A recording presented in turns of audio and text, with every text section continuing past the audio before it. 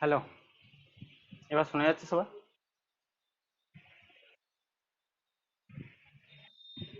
ওকে, এবার ঠিক আছে, আর কিছু হবে না, প্রবলেম নেই। সকলে জয়েন হয়ে গেছো? কেউ বাকি নেই তো?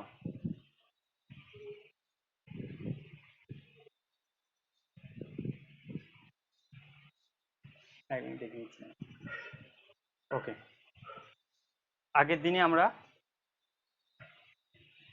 এইমস অ্যান্ড অবজেক্টিভ এখান পর্যন্ত পড়েছিলাম, তাই তো? তোমাদেরকে ভিডিও দিয়েছিলাম, ভিডিওটা একটু ক্লিয়ার ছিল না। ভিডিওটা একটু ক্লিয়ার ছিল না। আজকে ভিডিওটা ক্লিয়ার হওয়ার চান্স আছে, ঠিক আছে? তো তোমরা তবু যে যে কথাগুলো তো শুনেছো, সেখান থেকে আশা করছি যারা দেখোনি বুঝতে পেরেছিল। ওকে, বাকি আর সবাই শুনতে পাচ্ছে তো? পেওসি বলছে শুনতে পাচ্ছে না, বাকি সবাই শুনতে পাচ্ছো? আচ্ছা, পেওসি তোমার একটু নেটওয়ার্কটা একটু চেক করো, হ্যাঁ? ওকে, তাহলে আমরা আজকে এরপর থেকে শুরু করছি, ঠিক আছে? আগের দিন আমরা পড়েছিলাম এবং এটাকে বলেছিলাম যে একটা important topic, AIIMS and objective of research, যেটার চারটে যে ভাগ ছিল বলেছিলাম, এটা ভালো করে দেখবে, ঠিক আছে? এবং এটা আমরা নিয়ে পরে যখন টাইপস অফ রিসার্চ করব, সেখানে আরো ভালো করে এই এইমস অ্যান্ড অবজেক্টিভটা দেখবো। Exploratory, descriptive, diagnostic and hypothesis testing. Okay, এবার আমরা আজকে ক্লাস শুরু করছি। প্রথমে আছে ওয়ে অফ অ্যাকোয়ারিং নলেজ, অর্থাৎ আমরা নলেজ কোথা থেকে পাই, ঠিক আছে?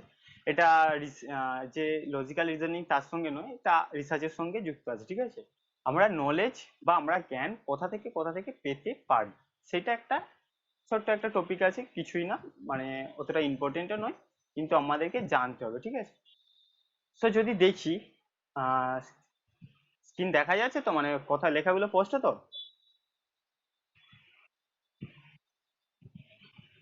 ওকে, যে মেনলি চার ধরন বা পাঁচ ধরন, বইতে পাঁচ ধরনেরও পেতে পারো, পাঁচ ধরনের জায়গা থেকে আমরা নলেজ পেতে পারি। ওকে, পাঁচটা জায়গা থেকে নলেজ পেতে পারি। এখানে যেমন চারটে দেওয়া আছে, ঠিক আছে? ইনটিউশন, অথরিটি, ইনটিউশন আছে, অথরিটি, রিজন, আর এম্পিরিসিজম। এম্পিরিসিজম, ওকে। আচ্ছা, যদি আমরা প্রথম ইনটিউশনটাকে দেখি, ইনটিউশন বলতে কি বোঝা যায়, কেউ বলতে পারবে? বা বলো তো, ইনটিউশন বলতে আমরা কি বুঝি?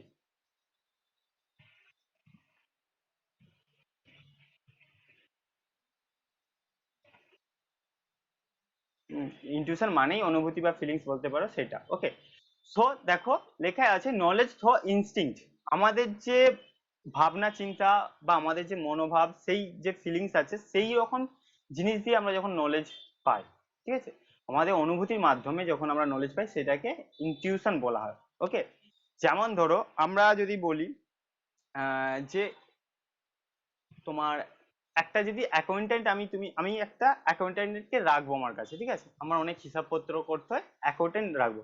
আমি কাকে নেবো? আমি জিওগ্রাফির ছেলেকে নেবো না, আমি বাংলার ছেলেকে নেবো না, আমি কোন কোন স্ট্রিমের ছেলেকে নেবো? আমি ম্যাথের ছেলেকে নেবো। সো এইটাই হচ্ছে ইনটিউশন। আমার যে অনুভূতি আছে বা একটা ধারণা আছে বলতে পারি, ঠিক আছে? সেই যে সেখান থেকে যে নলেজটা পাওয়া যায়, সেটাকে ইনটিউশন বলা হয়। ওকে, এরপর আছে অথরিটি।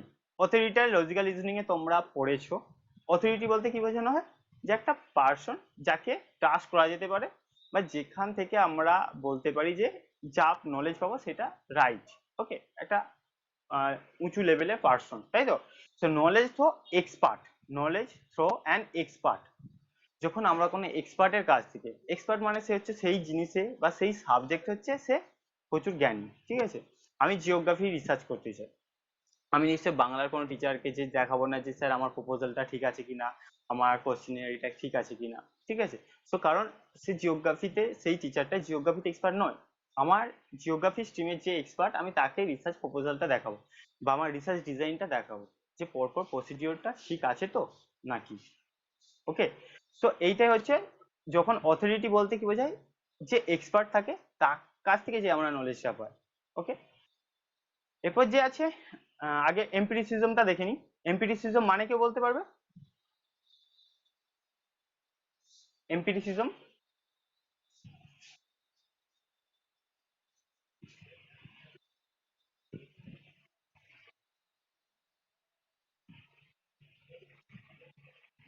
জাতিগত, না না, এম্পিরিসিজম বলতে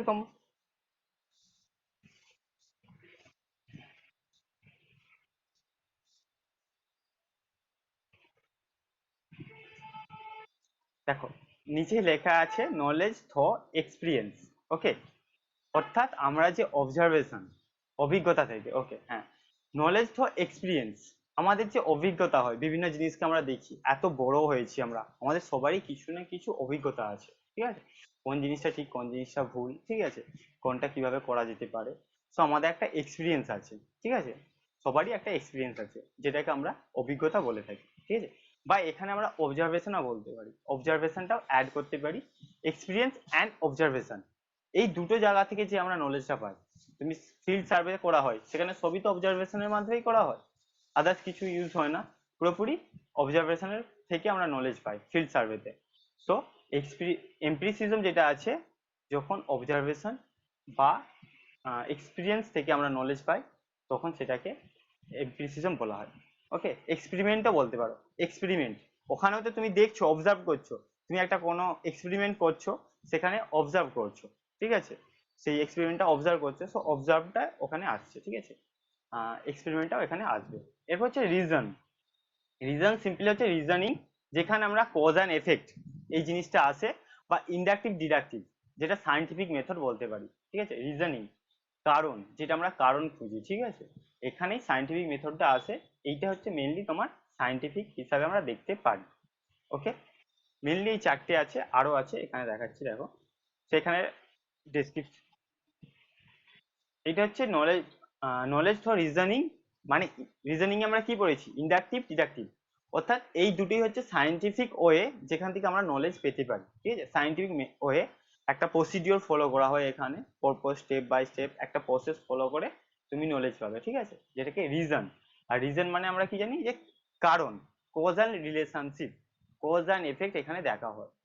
ওকে, আচ্ছা, এখানে সেই জিনিসটাই লেখা আছে, ওখানে যেটা পিকচারে ছিল এখানে লেখা আছে, এটা কিন্তু ওখানে আমরা পড়িনি, মেথড অফ টেনেসিটি।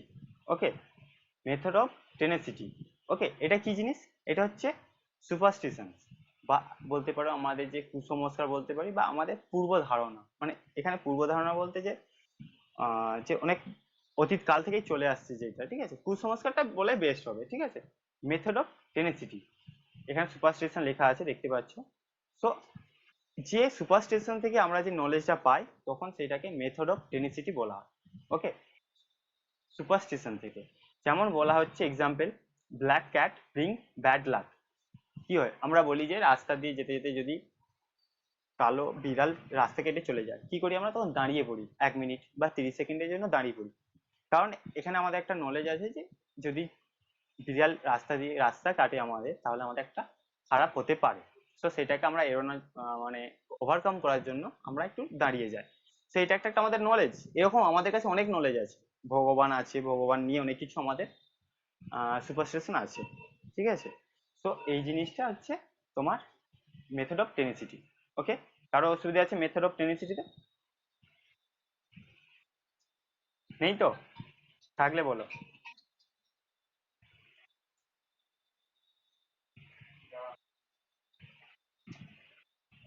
ওকে,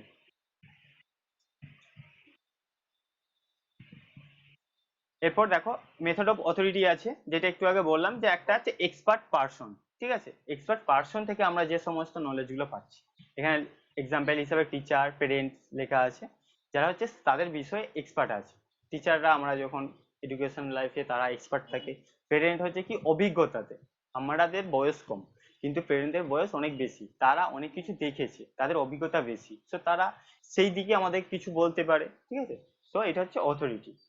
এবার হচ্ছে ইনটিউশন, যেটা বললাম এখানে হচ্ছে ইমোশন, এইসব কিছু দিয়ে ফিলিংস, এইসবের উপর বেস করে আমরা কোনো কিছু বিচার করি বলতে পারি, ঠিক আছে, যেমন এক্সাম্পল দিয়েছিলাম অ্যাকাউন্টেন্টার, ওকে, যে যে একটা ম্যাথের ছেলেকে আমি একটা অ্যাকাউন্টেন্ট হিসাবে রাখবো, নাকি বাংলা, নাকি ইংলিশ, নাকি জিওগ্রাফি, এরকম কোনো ছেলেকে রাখবে না, ঠিক আছে, যতক্ষণ তার কাছে ম্যাথ আছে, ঠিক আছে, ম্যাথের ছেলে সে পাচ্ছে, ততক্ষণ বাকি স্টুডেন্টদেরকে নেবে না। ওকে, সেটা ইনটিউশন। এমপিরিসিজম যেটা একটু আগে বললাম, যেটা হচ্ছে অবজারভেশন বা এক্সপিরিয়েন্স, ঠিক আছে, যে দুটো থাকে এর মধ্যে এমপিরিসিজমটা আসে। সায়েন্টিফিক মেথড, এটা হচ্ছে আমাদের রিসার্চে আমরা ইউজ করে থাকি মেনলি সায়েন্টিফিক মেথডটা, যেখানে ইন্ডাকটিভ ডিডাকটিভটা ইউজ করা হয়। হ্যাঁ বলো। আচ্ছা, এটা তো কোথায় প্রবলেম আছে বলো। ওকে, সায়েন্টিফিক মেথড এটা আমরা রিসার্চে মেনলি ইউজ করব, ওকে, করা হয় বা করা থাকে। যেটা হচ্ছে এখানে কি করা হয় দেখো, টেস্টিং অ্যান্ড এক্সপেরিমেন্টেশন, ঠিক আছে, অর্থাৎ এক্সপেরিমেন্ট করা হয়, যেমন সায়েন্সের বিভিন্ন ল্যাবেতে এক্সপেরিমেন্ট করা হয় এবং টেস্টিং করা হয়। যে কোনো স্ট্রিমে যে কোয়ান্টিটিভ রিসার্চ হয়, কোয়ান্টিটিভ, ঠিক আছে, সেখানে আমরা টেস্টিং করে থাকি, একটা হাইপোথেসিস তৈরি করি সেখানে, তারপরে বিভিন্ন মেথড আছে টেস্ট করা, টি টেস্ট, জেড টেস্ট, এরকম অনেক মেথড আছে, সেখান দিয়ে সেগুলো দিয়ে আমরা টেস্ট করি, ঠিক আছে। তো এই জন্য এটাকে সায়েন্টিফিক মেথড মেথড বলা হয়। এখানে টেস্ট করা হয়, দেখা হয়, ঠিক আছে, সবকিছু, যেমন রক্ত পরীক্ষা করে কি হয়, টেস্ট করা হচ্ছে রক্ত পরীক্ষা করার জন্য রক্তেতে কোনো প্রবলেম আছে কিনা, সেই জন্য এটা একটা সায়েন্টিফিক বলা হয়। তেমনই যে আমি ডেটাগুলো কালেক্ট করছি সেটাকে যখন টেস্ট করব তখন সেটা একটা সায়েন্টিফিক হয়ে যায়। ওকে, সো এক্সপেরিমেন্ট এইটা হচ্ছে সায়েন্টিফিক মেথড। ওকে, এটা মোটামুটি একটা জাস্ট নলেজের জন্য। আচ্ছা, এক্সপেরিমেন্টটা এটা জাস্ট তোমাদের নলেজের জন্য, যে প্রচুর ইম্পর্টেন্ট এরকম কিছু না, তবে নামগুলো মনে রাখবে যে এই জিনিসটা হচ্ছে এই, তাহলে কি হবে, পরীক্ষাতে যদি আসে যে সায়েন্টিফিক মেথড কি, এমপিরিসিজম কি, তাহলে অ্যান্সার করতে পারবে। এমপিরিসিজমটা হচ্ছে যে আমরা যখন এক্সপিরিয়েন্স, অর্থাৎ অভিজ্ঞতা এবং অবজারভেশন, আমরা যা দেখছি তার উপর বেস করে কোন যে জ্ঞানগুলো পাচ্ছি, ঠিক আছে, বা যে নলেজ পাচ্ছি, তখন সেটাকে বলা হয় এমপিরিসিজম। অভিজ্ঞতা, অভিজ্ঞতা যেটাকে এক্সপিরিয়েন্স বলা হয়, আর হচ্ছে তোমার অবজারভেশন। ওকে, কি হয় যে তুমি ফিল্ড সার্ভেতে গেছো, সবাইদের রিসার্চে ফিল্ড সার্ভেতে যেতে হয়, যে সেখান থেকে ডেটা কালেক্ট করা হয়। তো তুমি তো সে যা বলছে বা তুমি যা দেখলে সেটা তো অবজার্ভই করছি আমরা, তখন সেটাকে এমপিরিসিজম বলা হচ্ছে। ওকে। আচ্ছা, এখানে কারো অসুবিধা নেই তো? মেথড অফ নোয়িং এ কারো অসুবিধা নেই?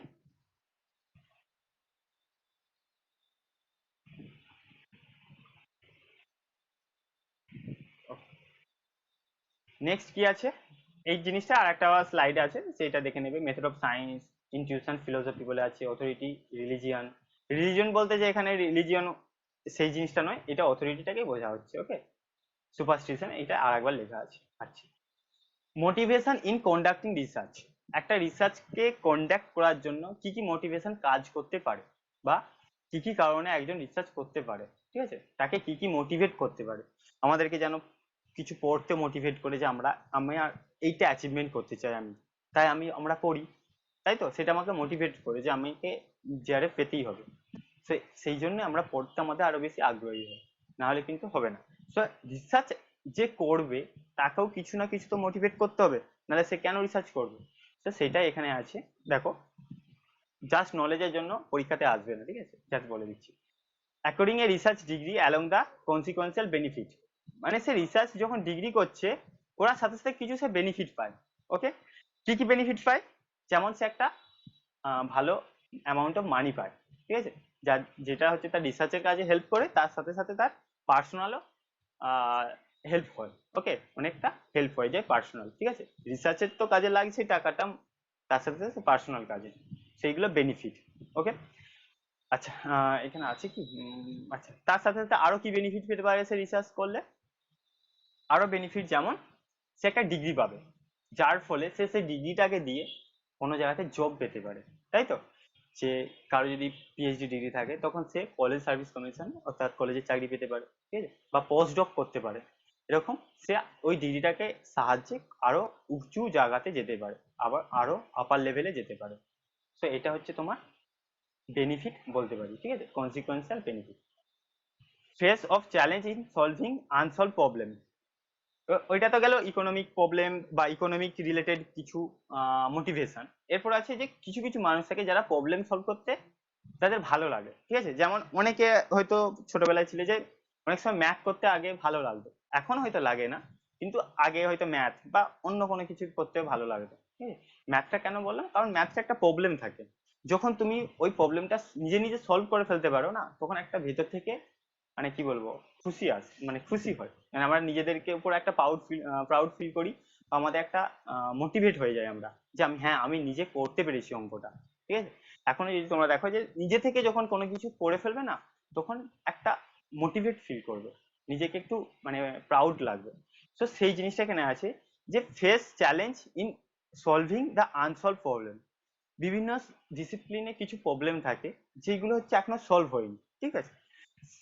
তখন কেউ যদি রিসার্চ করে সেটাকে সলভ করে দেয়, তখন তার ভালো লাগে, মানে তার খুশি হয়, তখন সেই জন্য অনেকে রিসার্চ করে থাকে। ওকে, যারা ইন্টেলেকচুয়াল পার্সন হয় তারা এইসব জিনিসের জন্য রিসার্চ করে। তারপরে ইন্টেলেকচুয়াল স্যাটিসফ্যাকশন, একই ওর সঙ্গে রিলেটেড আছে, ইনোভেশন ওয়ার্ক, সে যখন নতুন কিছু কাজ করে তার একটা ইন্টেলেকচুয়াল স্যাটিসফ্যাকশন হয়, সে তার যে জ্ঞান আছে সেটাকে সে স্যাটিসফাই করতে পারে। সার্ভিস টু দ্য সোসাইটি, আমরা সোসাইটিকে সার্ভ করার জন্য রিসার্চ করে থাকি, ঠিক আছে। বিভিন্ন যে পলিসি করার জন্য যে রিসার্চ করা হয়, সেগুলো তো সোসাইটিকে সার্ভ করা হচ্ছে। বা প্রতিটা ডিসিপ্লিনে, তোমরা তোমাদের ইংলিশ, হিস্ট্রি, যে ডিসিপ্লিনে রিসার্চ করলে কি হবে, ডিসিপ্লিনে নলেজ বাড়ছে, যেটা তো পরবর্তী জেনারেশনে তো কাজে লাগবে, তাদের আরো নলেজ বাড়বে। তো তোমার যতটা এই বয়সে তোমার যতটা নলেজ আছে, পরের জেনারেশনে আরো বেশি নলেজ পেতে পারে, ঠিক আছে। কারণ সেই জিনিসগুলো এখনো হয়নি, সেই নলেজগুলো এখনো পাইনি, তোমরা সেটা রিসার্চ করবে, করে ডিসিপ্লিনটাকে আরো বেশি বাড়াবে, মানে নলেজ বাড়াবে ডিসিপ্লিনের। So service to society. DGR enhance the social status, আমাদের সোশ্যাল স্ট্যাটাস বাড়ানোর জন্য আমরা করে থাকি। কেউ যদি শুধু এমএ পাস করে, তার নামের পাশে কিছু জাস্ট এমএ বিএড বলে লেখা থাকে, কিন্তু যখন নামের আগে ডক্টরেট লেখা থাকে, একটা সোশ্যাল স্ট্যাটাস বেড়ে যায়, ঠিক আছে। তো সেই সোশ্যাল স্ট্যাটাসের জন্য অনেকে রিসার্চ, অনেককে মোটিভেট করে ওই রিসার্চটা। এরপর ডিসিশন মেকিং, যেটা পলিসি, গভর্নমেন্টের পলিসি তৈরি করতে মেনলি হেল্প করে, ঠিক আছে। Input for policy decision making. Okay, এখানে কারো অসুবিধা আছে? কারো নেই তো? সবাই সাউন্ড ঠিক আছে তো?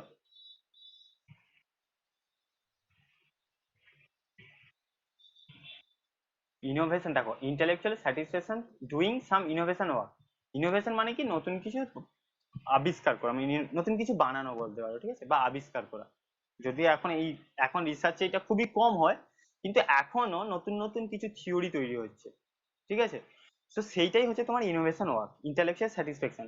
তার যে সে যে এতটা নলেজ গেইন করেছে এতদিন ধরে, তুমি যদি সেইটা কোনো জায়গাতে ইউজ করতে পারো, তার ফলে কি হবে, তোমার একটা নিজে নিজে মনে হয়েছে আমি এতটা নলেজ যে পেয়েছিলাম সেটা আমি এতদিনে কাজে লাগাতে পারলাম, ঠিক আছে। যেমন ধরো তুমি কম্পিটিটিভ এক্সাম পড়ছো, কম্পিটিটিভ বলছি, কম্পিটিটিভ এক্সাম পড়ছো, সেখানে কি হচ্ছে, আচ্ছা কম্পিটিটিভ বাদ দাও, নেট সেটের কথা আছে, কেন কেন কম্পিটিটিভে যাবো, তুমি এতদিন ধরে জেনারেল পেপার পড়ছো, নেট নেট সেট দিবে বলে, যখন তুমি জিআরএফ পেয়ে যাবে বা সেট এক্সাম কোয়ালিফাই করে যাবে, তখন কি হবে, তোমার একটা আনন্দ হবে, তুমি এতদিন ধরে যে খেটেছিলে, যত এত এত কষ্ট করে যে পড়াশোনা করেছিলে, তুমি ওইটা অ্যাচিভ করেছো। তেমনই যে যখন নতুন কিছু মডেল, থিওরি বা নতুন কিছু আবিষ্কার হয়, তখন সেই তার যে ইন্টালেকচুয়াল স্যাটিসফ্যাকশন সে পায়, ঠিক আছে। সে এতদিন ধরে যে এত বই পড়াশোনা করেছে, এত বই পড়েছে, সেটা তার কাজে লাগে। ওকে, এইটাই এখানে বলা হয়েছে, বোঝা গেছে? হ্যাঁ বলো।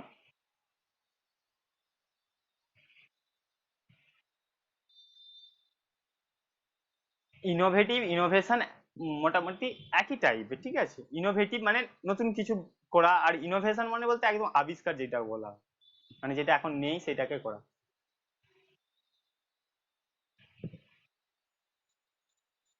আ- আচ্ছা, সেই জন্য বলছো, তাহলে হতে পারে, ঠিক আছে। অত ইংলিশে আমি অত ভালো নয়, ঠিক আছে। আচ্ছা, intellectual satisfaction doing innovation innovative বলছো তাই তো, ইনোভেটিভ ওয়ার্ক, ওকে ঠিক আছে, ঠিক করে দেবো তাহলে, ইনোভেটিভ করে দেবো। আচ্ছা, এটা কারো অসুবিধা নেই? Motivation conducting for research important নয়, ওকে।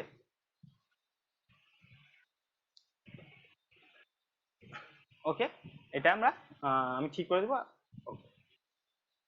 এরপর ক্যারেক্টারিস্টিক অফ রিসার্চ, এই যে এখানে রিসার্চের ক্যারেক্টারিস্টিক গুলো পড়বো, রিসার্চের ক্যারেক্টারিস্টিক অতটা ইম্পর্টেন্ট নয়, কিন্তু এর মধ্যে দুটো ক্যারেক্টারিস্টিক আছে যেটা প্রচুর ইম্পর্টেন্ট। ঠিক আছে, এটা নিয়ে আমরা আজকেই পড়বো, কিন্তু রিসার্চের ক্যারেক্টারিস্টিক অতটা ইম্পর্টেন্ট নয়। ঠিক আছে, এর মধ্যে দুটো ক্যারেক্টারিস্টিক আছে যেটা প্রচুর ইম্পর্টেন্ট। ওকে, তো আমরা একে একে ক্যারেক্টারিস্টিক গুলো দেখছি। কারো কোনো জায়গাতে না বুঝতে পারলে, ধরো অবজেক্টিভিটি পড়াচ্ছি, না বুঝতে পারলে বলবে, ওকে, সঙ্গে সঙ্গে। প্রথম হচ্ছে অবজেক্টিভিটি। দুটো টার্ম পড়ে থাকতে পারো, যে অবজেক্টিভিটি আর সাবজেক্টিভিটি। ঠিক আছে, সাবজেক্টিভিটি হচ্ছে যেখানে হচ্ছে বায়াসড হয়। ঠিক আছে, আমরা আমাদের যে একটা চিন্তা ভাবনা, সেটা যখন আমরা রিসার্চে অ্যাড করে দিই, ঠিক আছে, আমার কনসেপ্টটা আমি যখন অ্যাড করে দেবো, তখন সেইটাকে বলা হয় সাবজেক্টিভ। রিসার্চ সবসময় অবজেক্টিভ হওয়া উচিত। কেন? কারণ সেখানে বায়াসনেসটা থাকে না। ঠিক আছে, বায়াসনেস বলতে তোমার এখানে লেখা আছে, দেখো, প্রিজুডিস অ্যান্ড বায়াস। বায়াসনেস বলতে যে তুমি তোমার ধারণা, ঠিক আছে, তুমি তোমার রিসার্চে অ্যাড করবে না, তুমি সবসময় নিউট্রাল থাকবে, তোমার কোনো ধারণায় রিসার্চে থাকা যাবে না। ওকে, সেটাকে বায়াস বলা হয়। যেমন আমাদের ধারণা বলতে কি, আমরা যদি কোনো ট্রাইবাল গ্রুপ নিয়ে রিসার্চ করি, আমাদের যদি কোনো ট্রাইবাল গ্রুপ নিয়ে কোনো একটা ধারণা থেকে থাকে, আমরা সেটা কিন্তু রিসার্চে দেখাবো না। ওকে, আমরা পুরো নিউট্রাল ভাবে সেই রিসার্চটাকে করব, সেটাকে বলা হয় যে অবজেক্টিভিটি। সো অবজেক্টিভিটি করার সময় খেয়াল রাখতে হবে উইদাউট প্রিজুডিস। আগে থেকে যে আমি একটা ধারণা করে নেব এই গ্রুপটার সম্বন্ধে বা এই জিনিসটার সম্পর্কে, এরকম হবে না, বা তোমাকে বায়াসড হলে চলবে না। ওকে, এবং এই অবজেক্টিভিটির উপর বেস করেই তোমার গোটা রিসার্চটা থাকে। ঠিক আছে, তুমি যে তোমার অবজেক্টিভ গুলো বানালে, তার উপর বেস করে তুমি তোমার হাইপোথিসিস তৈরি করবে, হাইপোথিসিসের উপর বেস করে তুমি তোমার রিসার্চ ডিজাইন তৈরি করবে, ডেটা কালেক্ট করবে, ডেটাগুলোকে অ্যানালিসিস করবে, ফাইনালি রিপোর্ট করবে। তোমার তো এটাই অবজেক্টিভ আছে, যে তুমি এটাকে প্রুভ করতে চাও, তাই তো? তো অবজেক্টিভিটি একটা হচ্ছে ইম্পর্টেন্ট রিসার্চ ক্যারেক্টারিস্টিক, যার উপর বেস করে গোটা রিসার্চ থাকে, এবং এটা সবসময় আনবায়াসড হওয়া উচিত। ঠিক আছে, আনবায়াসড হওয়া উচিত, কিন্তু আমরা তাও মাঝে মাঝে বায়াস করে দিই, আমরা ম্যানিপুলেট করে দিই, আমাদের কিছু কনসেপ্ট এখানে ঢুকিয়ে দিই, মানে আমাদের ধারণা যেটা থাকে কোনো গ্রুপ সম্পর্কে, সেটা আমরা এখানে অ্যাড করে দিই অনেক সময়, তখন সেটা বায়াস হয়ে যায়। ওকে, যে এখানে পরপর লেখা আছে not affected by their own presence, behaviour, attitude, নিজেদের অ্যাটিটিউড নিয়ে, অ্যাটিটিউড কোনোদিনই এখানে অ্যাফেক্ট করবে না, এইসব জিনিসটা আছে। ওকে, এরপর হচ্ছে, বুঝতে পেরেছো তো অবজেক্টিভিটিটা? অবজেক্টিভিটি বুঝতে পেরেছো সকলে? ওকে, এরপর হচ্ছে রিলায়েবিলিটি। ইম্পর্টেন্ট, সবচেয়ে ইম্পর্টেন্ট রিলায়েবিলিটি আর ভ্যালিডিটি, দুটোই হচ্ছে most important characteristic of research. Reliability মানে কি, কেউ বলতে পারবে?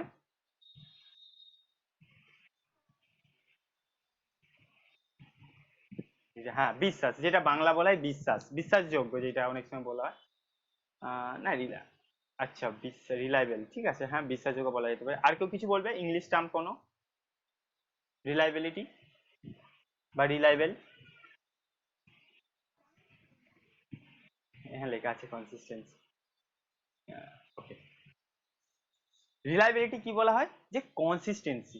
আগের দিন আমি তোমাদেরকে বলছিলাম পড়ার, যে তোমরা সবাই কনসিস্টেন্টলি পড়বে, পড়াশোনা করবে। কেন? মানে কি, যে তোমরা প্রতিদিন পড়াশোনা করো, যে প্রতিদিন 5 ঘন্টা করে রুটিন করে নাও, আপাতত 5 ঘন্টা করে বাড়াতে পারো, এবং প্রতিদিন যেন 5 ঘন্টাটা পূরণ হয়, এইটাকে বলা হয় কনসিস্টেন্সি। ঠিক আছে, মানে বারবার তুমি একই কাজ করলে যেন সেম রেজাল্ট আসে, সেইটাকেই রিলায়েবিলিটি বলা হয় বা রিলায়েবল বলা হয়।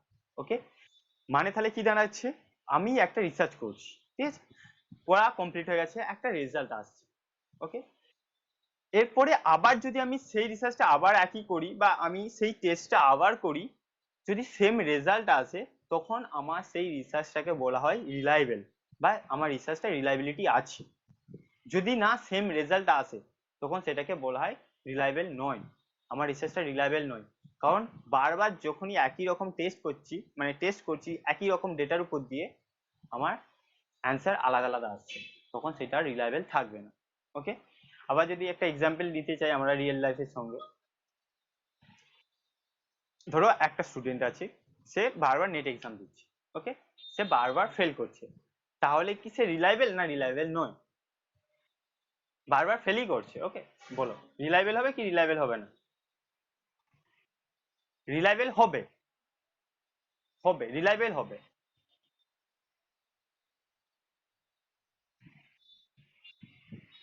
মন্দিরটা কি বলছো, হবে না হবে না বলছো?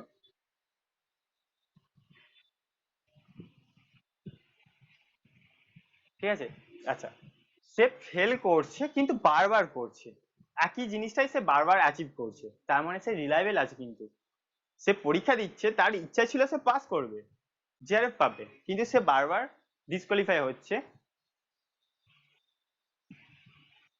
কি কি দেখেছো বুঝতে পারলাম না, এলিমেন্টটা দেখছি।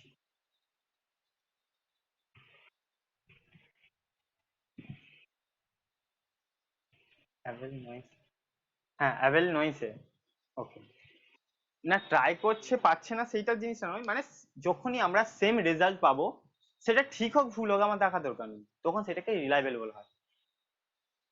তোমার জ্বর হয়েছে, ঠিক আছে, তোমাদের জ্বর হয়েছে, তোমরা থার্মোমিটার নিয়ে দেখছো, দেখছো যে জ্বর দেখাচ্ছে 200 ডিগ্রি ফারেনহাইট, পরে বললে তাহলে নয়তো থার্মোমিটার ভুল আছে, তুমি আবার ঠিক করে আবার রিসেট করে আবার চেক করছো, আবার দেখছি 200 ডিগ্রি ফারেনহাইট, তারপর আবার করলে, এরকম পরপর 3বার করলে, 3বারই দেখছে 200 ডিগ্রি ফারেনহাইট, তার মানে এটা রিলায়েবল। ওকে, বারবার যখন সেম রেজাল্ট আসে তখন সেটাকে বলা হয় রিলায়েবল। ওকে, কারো অসুবিধা আছে আর? নেই তো? সো যখন সেম বারবার রেজাল্ট আসবে সেটাকে বলা হয় রিলায়েবিলিটি বা রিলায়েবল, আমার রিসার্চটা রিলায়েবল আছে। ওকে, প্রথমে রিসার্চ দিয়েই বলেছি যে যখন একটা রিসার্চ করলো সেই সেম রেজাল্ট বারবার পাবে, তখন সেই রিসার্চটা রিলায়েবল হবে। ওকে, এবার আমি এখানে নেগেটিভ কেন দিয়েছি একটু পরে বুঝতে পারবে। ওকে, কেন নেগেটিভ টার্মে আমি রিলায়েবিলিটিটা দেখালাম। এবং এটাকে ভেরিফাইবিলিটিও বলা হয়, কারণ সে ভেরিফাই আছে, বারবার জিনিস চেক করছে, তার মানে সে ভেরিফাই আছে। ওকে, আমাদের মার্কশিট আমরা বিভিন্ন জায়গাতে আপলোড করি ফর্ম ফিল আপের সময়, তারপরে তারা চেক করে নেয়, মানে সে একই জিনিস তারা দেখতে পাচ্ছে, তার মানে সে ভেরিফাই হয়ে গেল। ওকে, এরপর হচ্ছে ভ্যালিডিটি, মোস্ট ইম্পর্টেন্ট। ভ্যালিডিটি মানে কি? ভ্যালিডিটি মানে হচ্ছে অ্যাকুরেসি, এখানে লেখা আছে কি পয়েন্ট হিসাবে, বা তোমরা যদি নোট বানাচ্ছ, সো এখানে লিখবে যে validity is equal to accuracy. Okay, accuracy বলতে কি, তুমি যে জিনিসটা মেজার করতে চাও, তুমি সেই জিনিসটাই যখন মেজার করবে তখন সেটাকে অ্যাকুরেসি বলা হয়। ওকে, যে জিনিসটা তুমি মেজার করতে চাও, যখন সেই জিনিসটা মেজার করবে, অন্য কোনো কিছু মেজার করছো না, তখন সেটাকে বলা হয় ভ্যালিডিটি। ওকে, বা অ্যাকুরেসি, একই ধরনের নাম। অফ প্রসিডিওর দেখো লেখা আছে, mainly stand for accuracy of procedure, তোমার যে প্রসিডিওরটা আছে সেটাও অ্যাকুরেট আছে, যে প্রসিডিওরে করতে চাইছিলে সেই প্রসিডিওরটাই ফলো করছো। রিসার্চ ইনস্ট্রুমেন্ট, যে ইনস্ট্রুমেন্টটা ইউজ করবে, এবং টেস্ট, এইসব জিনিসগুলো যেইগুলো করতে চাইছিলে যখন সেটাই করছো বা সেটাই পাচ্ছো, তার মানে সেটা হচ্ছে অ্যাকুরেসি আছে, অর্থাৎ অ্যাকুরেট। ওকে, এরপর একটা এখানে আছে ভালো জিনিস, যে concept of validity can be also understood. একটা আমরা কোশ্চেন দিয়ে বলতে পারি, are you measuring or able to measure what you originally intended to measure? তুমি কি সেটাই মেজার করছো যেটা তুমি মেজার করতে চেয়েছিলে? তাহলে আমরা ভ্যালিডিটি বুঝতে পেরে যাচ্ছি। ওকে, যদি তুমি যেটা মেজার করতে চেয়েছিলে যখন তুমি সেটাই মেজার করছো, তার মানে তোমার রিসার্চ ভ্যালিড আছে, যদি সেটা না করো তার মানে সেটা ইনভ্যালিড আছে। ওকে, এবার দেখো পুরোনো এক্সাম্পলে আমরা আসি, যে তুমি থার্মোমিটার করে চেক করছিলে যে বারবার 200 ডিগ্রি ফারেনহাইট রেজাল্ট আসছিল, তার মানে সেটা রিলায়েবল ছিল, কিন্তু সেটা ভ্যালিডিটি ছিল না তার, সেটা অ্যাকুরেসি ছিল না। কারণ টেম্পারেচার, যেহেতু হিউম্যান বডি, এটা এর টেম্পারেচার 98 থেকে হার্ডলি 105 104 ফারেনহাইট হতে পারে, ঠিক আছে, বেশি হবে না। যদি এর মধ্যে থাকতো তাহলে আমি বলতাম হ্যাঁ এটা আমার ভ্যালিড আছে, কিন্তু এটা ভ্যালিড নয়, কারণ সে অনেকটা বেশি দেখাচ্ছে, কিন্তু সে রিলায়েবল ছিল। ওকে, এবার যদি পরীক্ষাটা ব্যাপার এক্সাম্পলটা নিই, যে সে বারবার কি হচ্ছে ফেল করছে, কিন্তু তার কি টার্গেট, কি পাস করা, সে যখন পাস করতে পারছে না তার মানে সে ভ্যালিড নয় কিন্তু রিলায়েবল। ওকে, আর রিসার্চে কি হয়, যখন দুটোই পজিটিভে থাকে, মানে সে রিলায়েবলও হবে এবং ভ্যালিডও হবে, তখন সেটা একটা প্রপার রিসার্চ হচ্ছে। ওকে, মানে রিসার্চটা তবেই একটা তার গুরুত্ব থাকবে, না হলে যদি ভ্যালিড না হয় তাহলে রিসার্চটা কোনো গুরুত্ব থাকবে না। ওকে, ভ্যালিডিটি বুঝতে পেরেছো? কারো অসুবিধা নেই তো?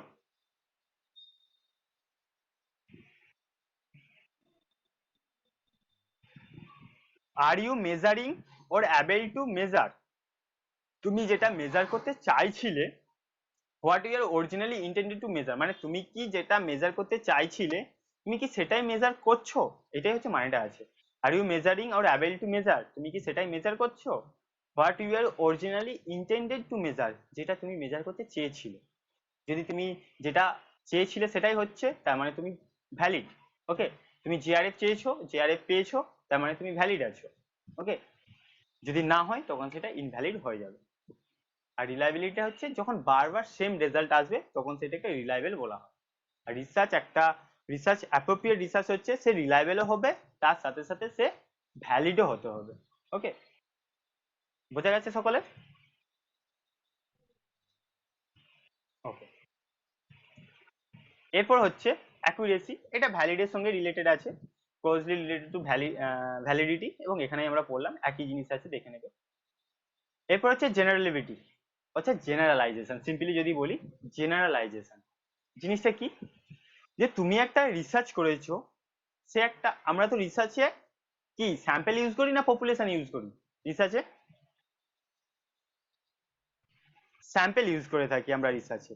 সো তুমি রিসার্চ থেকে যে আউটকামটা পেলে, সেই আউটকামটা যখন তুমি পপুলেশনে অ্যাড করবে, ঠিক আছে, অর্থাৎ পপুলেশনে সেটাকে দেখাচ্ছ এবং সেটাকে যদি সাপোর্ট করে তখন সেটাকে জেনারেলাইজেশন বলা হয়। ওকে, মানে তুমি স্যাম্পল নিয়ে তুমি কাজ করেছিলে, একটা রেজাল্ট পেয়েছো, এবং সেই রেজাল্টটা যখন পপুলেশনকে সাপোর্ট করছে, সাপোর্ট করা মানে কি, ওটা পপুলেশনও অ্যাপ্লিকেবল, পপুলেশনও সেটা কাজ করছে, ঠিক আছে, মানে যে তোমার ফাইনাল কনক্লুশনটা দিয়েছে সেটা পপুলেশনও দেখা যাচ্ছে হ্যাঁ এটা ঠিক, তাহলে সেই, এবং সেটাকে বলা হয় জেনারেলাইজেশন, বা যে এখানে লেখা আছে জেনারেলাইবিলিটি, ঠিক আছে। অর্থাৎ কি, যখন আমরা আমাদের রিসার্চটাকে একটা লার্জ পপুলেশনে অ্যাপ্লাই করতে পারি তখন আমার রিসার্চটা একটা জেনারেলাইজেশন হচ্ছে। যদি না করতে পারো তাহলে তোমার রিসার্চ কিন্তু জেনারেলাইজেশন নয়, তোমার ওই ছোট জায়গার মধ্যেই রিসার্চটা থেকে যাবে, গোটা তুমি ধরো ইন্ডিয়াতে গোটা ওয়েস্ট বেঙ্গলে অ্যাপ্লাই করতে পারবে না, বা তোমার ডিসিপ্লিনে সমস্ত জায়গাতে অ্যাপ্লাই করতে পারবে না। ওকে, এটাকে বলা হয় জেনারেলাইজেশন। এরপর আছে জেনারেলাইজেশন, বুঝতে পেরেছো সকলে? এরপর হচ্ছে ক্রেডিবিলিটি। ক্রেডিবিলিটি মানে যদি বাংলাতে দেখো মিনিং দেখো যে বিশ্বাসযোগ্য, এরকম একটা পাবে, পাবে, ঠিক আছে। ক্রেডিবিলিটি জিনিসটা কি, যে তোমার রিসার্চে যেন ক্রেডিবল হয়, মানে বিশ্বাসযোগ্য হয়। কিভাবে বিশ্বাসযোগ্য হবে আমার রিসার্চ, যে আমি যদি আমার রিসার্চে পুরোপুরি অ্যাপ্রোপ্রিয়েট ডেটা ইউজ করে থাকি তাহলে আমার রিসার্চটা বিশ্বাসযোগ্য হবে। বিশ্বাসযোগ্য কিসে, যে পরে কেউ ওই রিসার্চটা নিয়ে কাজ করতে পারবে, তবে কোনো কিছু জিনিস যদি বিশ্বাসযোগ্য হয় তবে সেখান থেকে সে নিয়ে ডেটা নিয়ে কাজ করতে পারবে, না হলে কাজ করতে পারবে না। যদি আমরা এক্সাম্পল হিসেবে দেখি, যে ধরো সেন্সাস ডেটা, তোমরা সবাই জানো যে প্রতি 10 বছর অন্তর অন্তর আমাদের ইন্ডিয়াতে সেন্সাস হয়, যেটাকে বাংলাতে আদমশুমারিও বলা হয়। সেখানে আমরা আমাদের যে ডেমোগ্রাফি রিলেটেড ডেটা পাই, population density, sex ratio, literacy কত, ঠিক আছে, চাইল্ড সেক্স রেশিও কত, এইসব ডেটা পাই। সো কেউ যদি ওখান থেকে ডেটা নেয়, ওইটা হচ্ছে একটা অথেন্টিক সোর্স, তার মানে ডেটাটা তার ঠিক আছে, সেটা হচ্ছে ওই সোর্সটাও একটা ক্রেডিবিলিটি আছে, মানে ওইটা একটা বিশ্বাসযোগ্য সোর্স। কিন্তু কেউ বিভিন্ন যে ওয়েবসাইট থাকে সেখান থেকে ডেটা নিচ্ছে, তাহলে কিন্তু সেটা সোর্সটা ঠিক হবে না। ওকে, সেটা বিশ্বাসযোগ্য নয়, তার ক্রেডিবিলিটি নেই। ওকে, বা তোমরা তোমাদের এক্সাম রিলেটেড দেখতে পারো, যদি তোমাদের যে অনেক সাবজেক্টে তোমাদের কিরকম ভাবে চেক করে জানি না, মানে আমাদের ধরো একটা তোমার পরীক্ষাতে, মানে নেট এক্সামে একটা কোশ্চেন তারা ভুল অ্যান্সার দিয়েছে, মানে এনটিএ ভুল দিয়েছে, তোমাদের মনে হচ্ছে ভুল হচ্ছে, তাহলে তোমরা যখন তাদেরকে চ্যালেঞ্জ করবে তোমাদেরকে একটা নিশ্চয়ই অথেন্টিক সোর্স দেখাতে হবে, একটা বেস্ট রাইটারের বই দেখাতে হবে যেটা অল ওভার ইন্ডিয়া অ্যাপ্লিকেবল, বা সবাই সেই ইন্ডিয়াতে সেটাকে ফলো করে। তো সেই রকমই একটা, তার মানে তার ক্রেডিবিলিটি আছে, সেখান থেকে জিনিস নেওয়া হয়। ওকে, সো এখানে রিসার্চ ক্রেডিবিলিটি বলতে, যে তোমার রিসার্চটা যখন অন্য কেউ নিতে পারবে, কিভাবে নিতে পারবে, তুমি যে প্রসিডিওর ফলো করেছো সেই প্রসিডিওরটা কেউ চেক, মানে নিতে ইউজ করতে পারে, যে হ্যাঁ আমি তো এই টাইপেরই রিসার্চ করব, তার মানে এই প্রসিডিওরটা ঠিক আছে। বা কেউ ডেটা, যদি তুমি প্রাইমারি ডেটা ইউজ করে থাকো তাহলে সেই ডেটাটা একটা অথেন্টিক ডেটা, তুমি তো প্রাইমারি ডেটা ইউজ করছো তার মানে তোমার অথেন্টিক ডেটা, সেই ডেটাটা নিয়েও কেউ কাজ করতে পারে। তো এইটাকে বলা হয় ক্রেডিবিলিটি। কিন্তু তুমি যদি সেকেন্ডারি ডেটা নিয়ে কাজ করো, ওকে, প্রাইমারি ডেটা বলতে যেটা তুমি অবজারভেশন করে কালেক্ট করবে, সার্ভে করে এইসব যে কালেক্ট করো সেটাকে প্রাইমারি ডেটা বলা হয়। আর সেকেন্ডারি ডেটা কি, যে কেউ একজন যখন কোনো রিসার্চে কাজ করেছে সেখান থেকে নিচ্ছে, তখন সেইগুলোকে মেনলি বলা হয় সেকেন্ডারি ডেটা। ওকে, সো এরকম জায়গা থেকে যখন নেবে তুমি, তোমার রিসার্চটা কিন্তু কম ক্রেডিবিলিটি হয়ে যাবে। ওকে, কারণ কারণ কি, কারণ সে যে ডেটাটা নিয়েছিল সে সেটাকে একটু ম্যানিপুলেট করতে পারে তার রিসার্চের স্বার্থে। আমরা ম্যানিপুলেট করে থাকি যাতে আমার আউটকামটা বেস্ট হয়, তাই তো, আমার আউটকামটা ভালো হয়, তাই জন্য আমরা কি করি, রিসার্চে ম্যানিপুলেট করে দিই। সো সে যখন সেকেন্ডারি ডেটা নিয়েছে বা সে যে ডেটা তার কাছে যে ডেটাটা ছিল সে ম্যানিপুলেট করেছে, এবং সেই ম্যানিপুলেট ডেটাটা যখন আমি ইচ্ছি, মানে আমার রিসার্চটা কিন্তু আর ক্রেডিবিলিটি ভালো থাকছে না, কম ক্রেডিবিলিটি হয়ে যাচ্ছে, বিশ্বাসযোগ্যতা কম হয়ে যাচ্ছে। ওকে, তো যখন রিসার্চ করা হয় যাতে ক্রেডিবিলিটি ভালো থাকে তার জন্য মেনলি প্রাইমারি ডেটা ইউজ করা হয়, অথেন্টিক সোর্স থেকে ডেটা নেওয়া হয়, এইসব জিনিসগুলো ইউজ করা হয়, এবং প্রসিডিওরটাও ভালো প্রসিডিওর ইউজ করতে হয়। বোঝা গেছে ক্রেডিবিলিটি?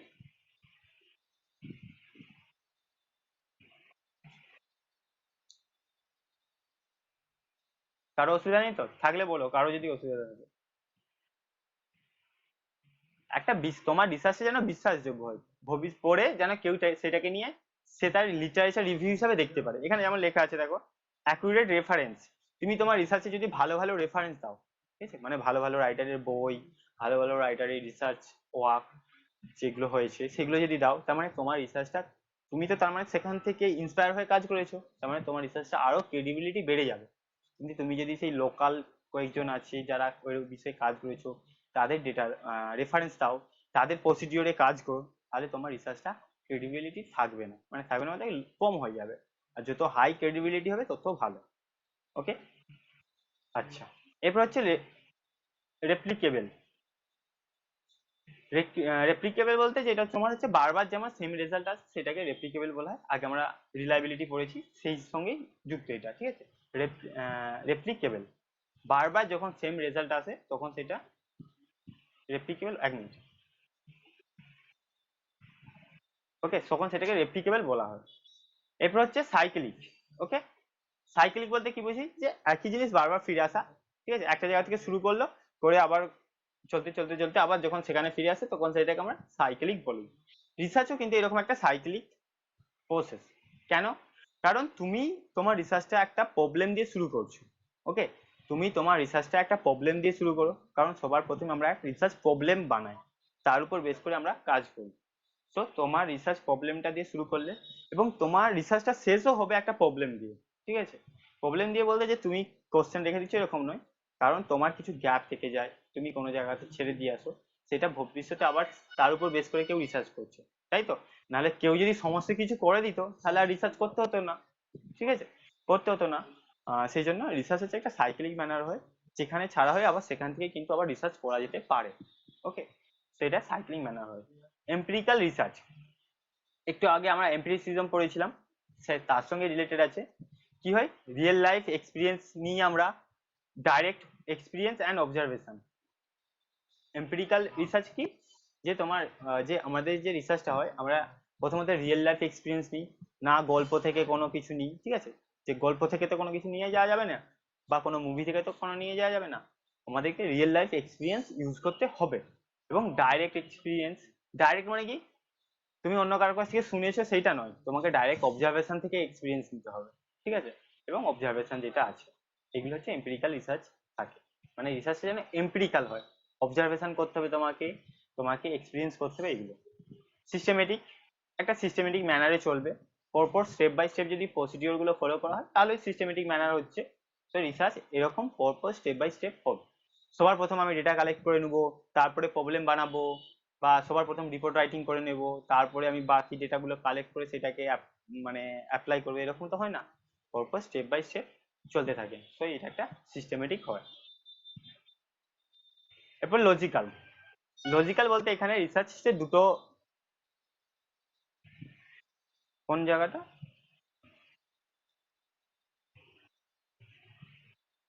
রেপ্লিকেবল, আচ্ছা, বলছি।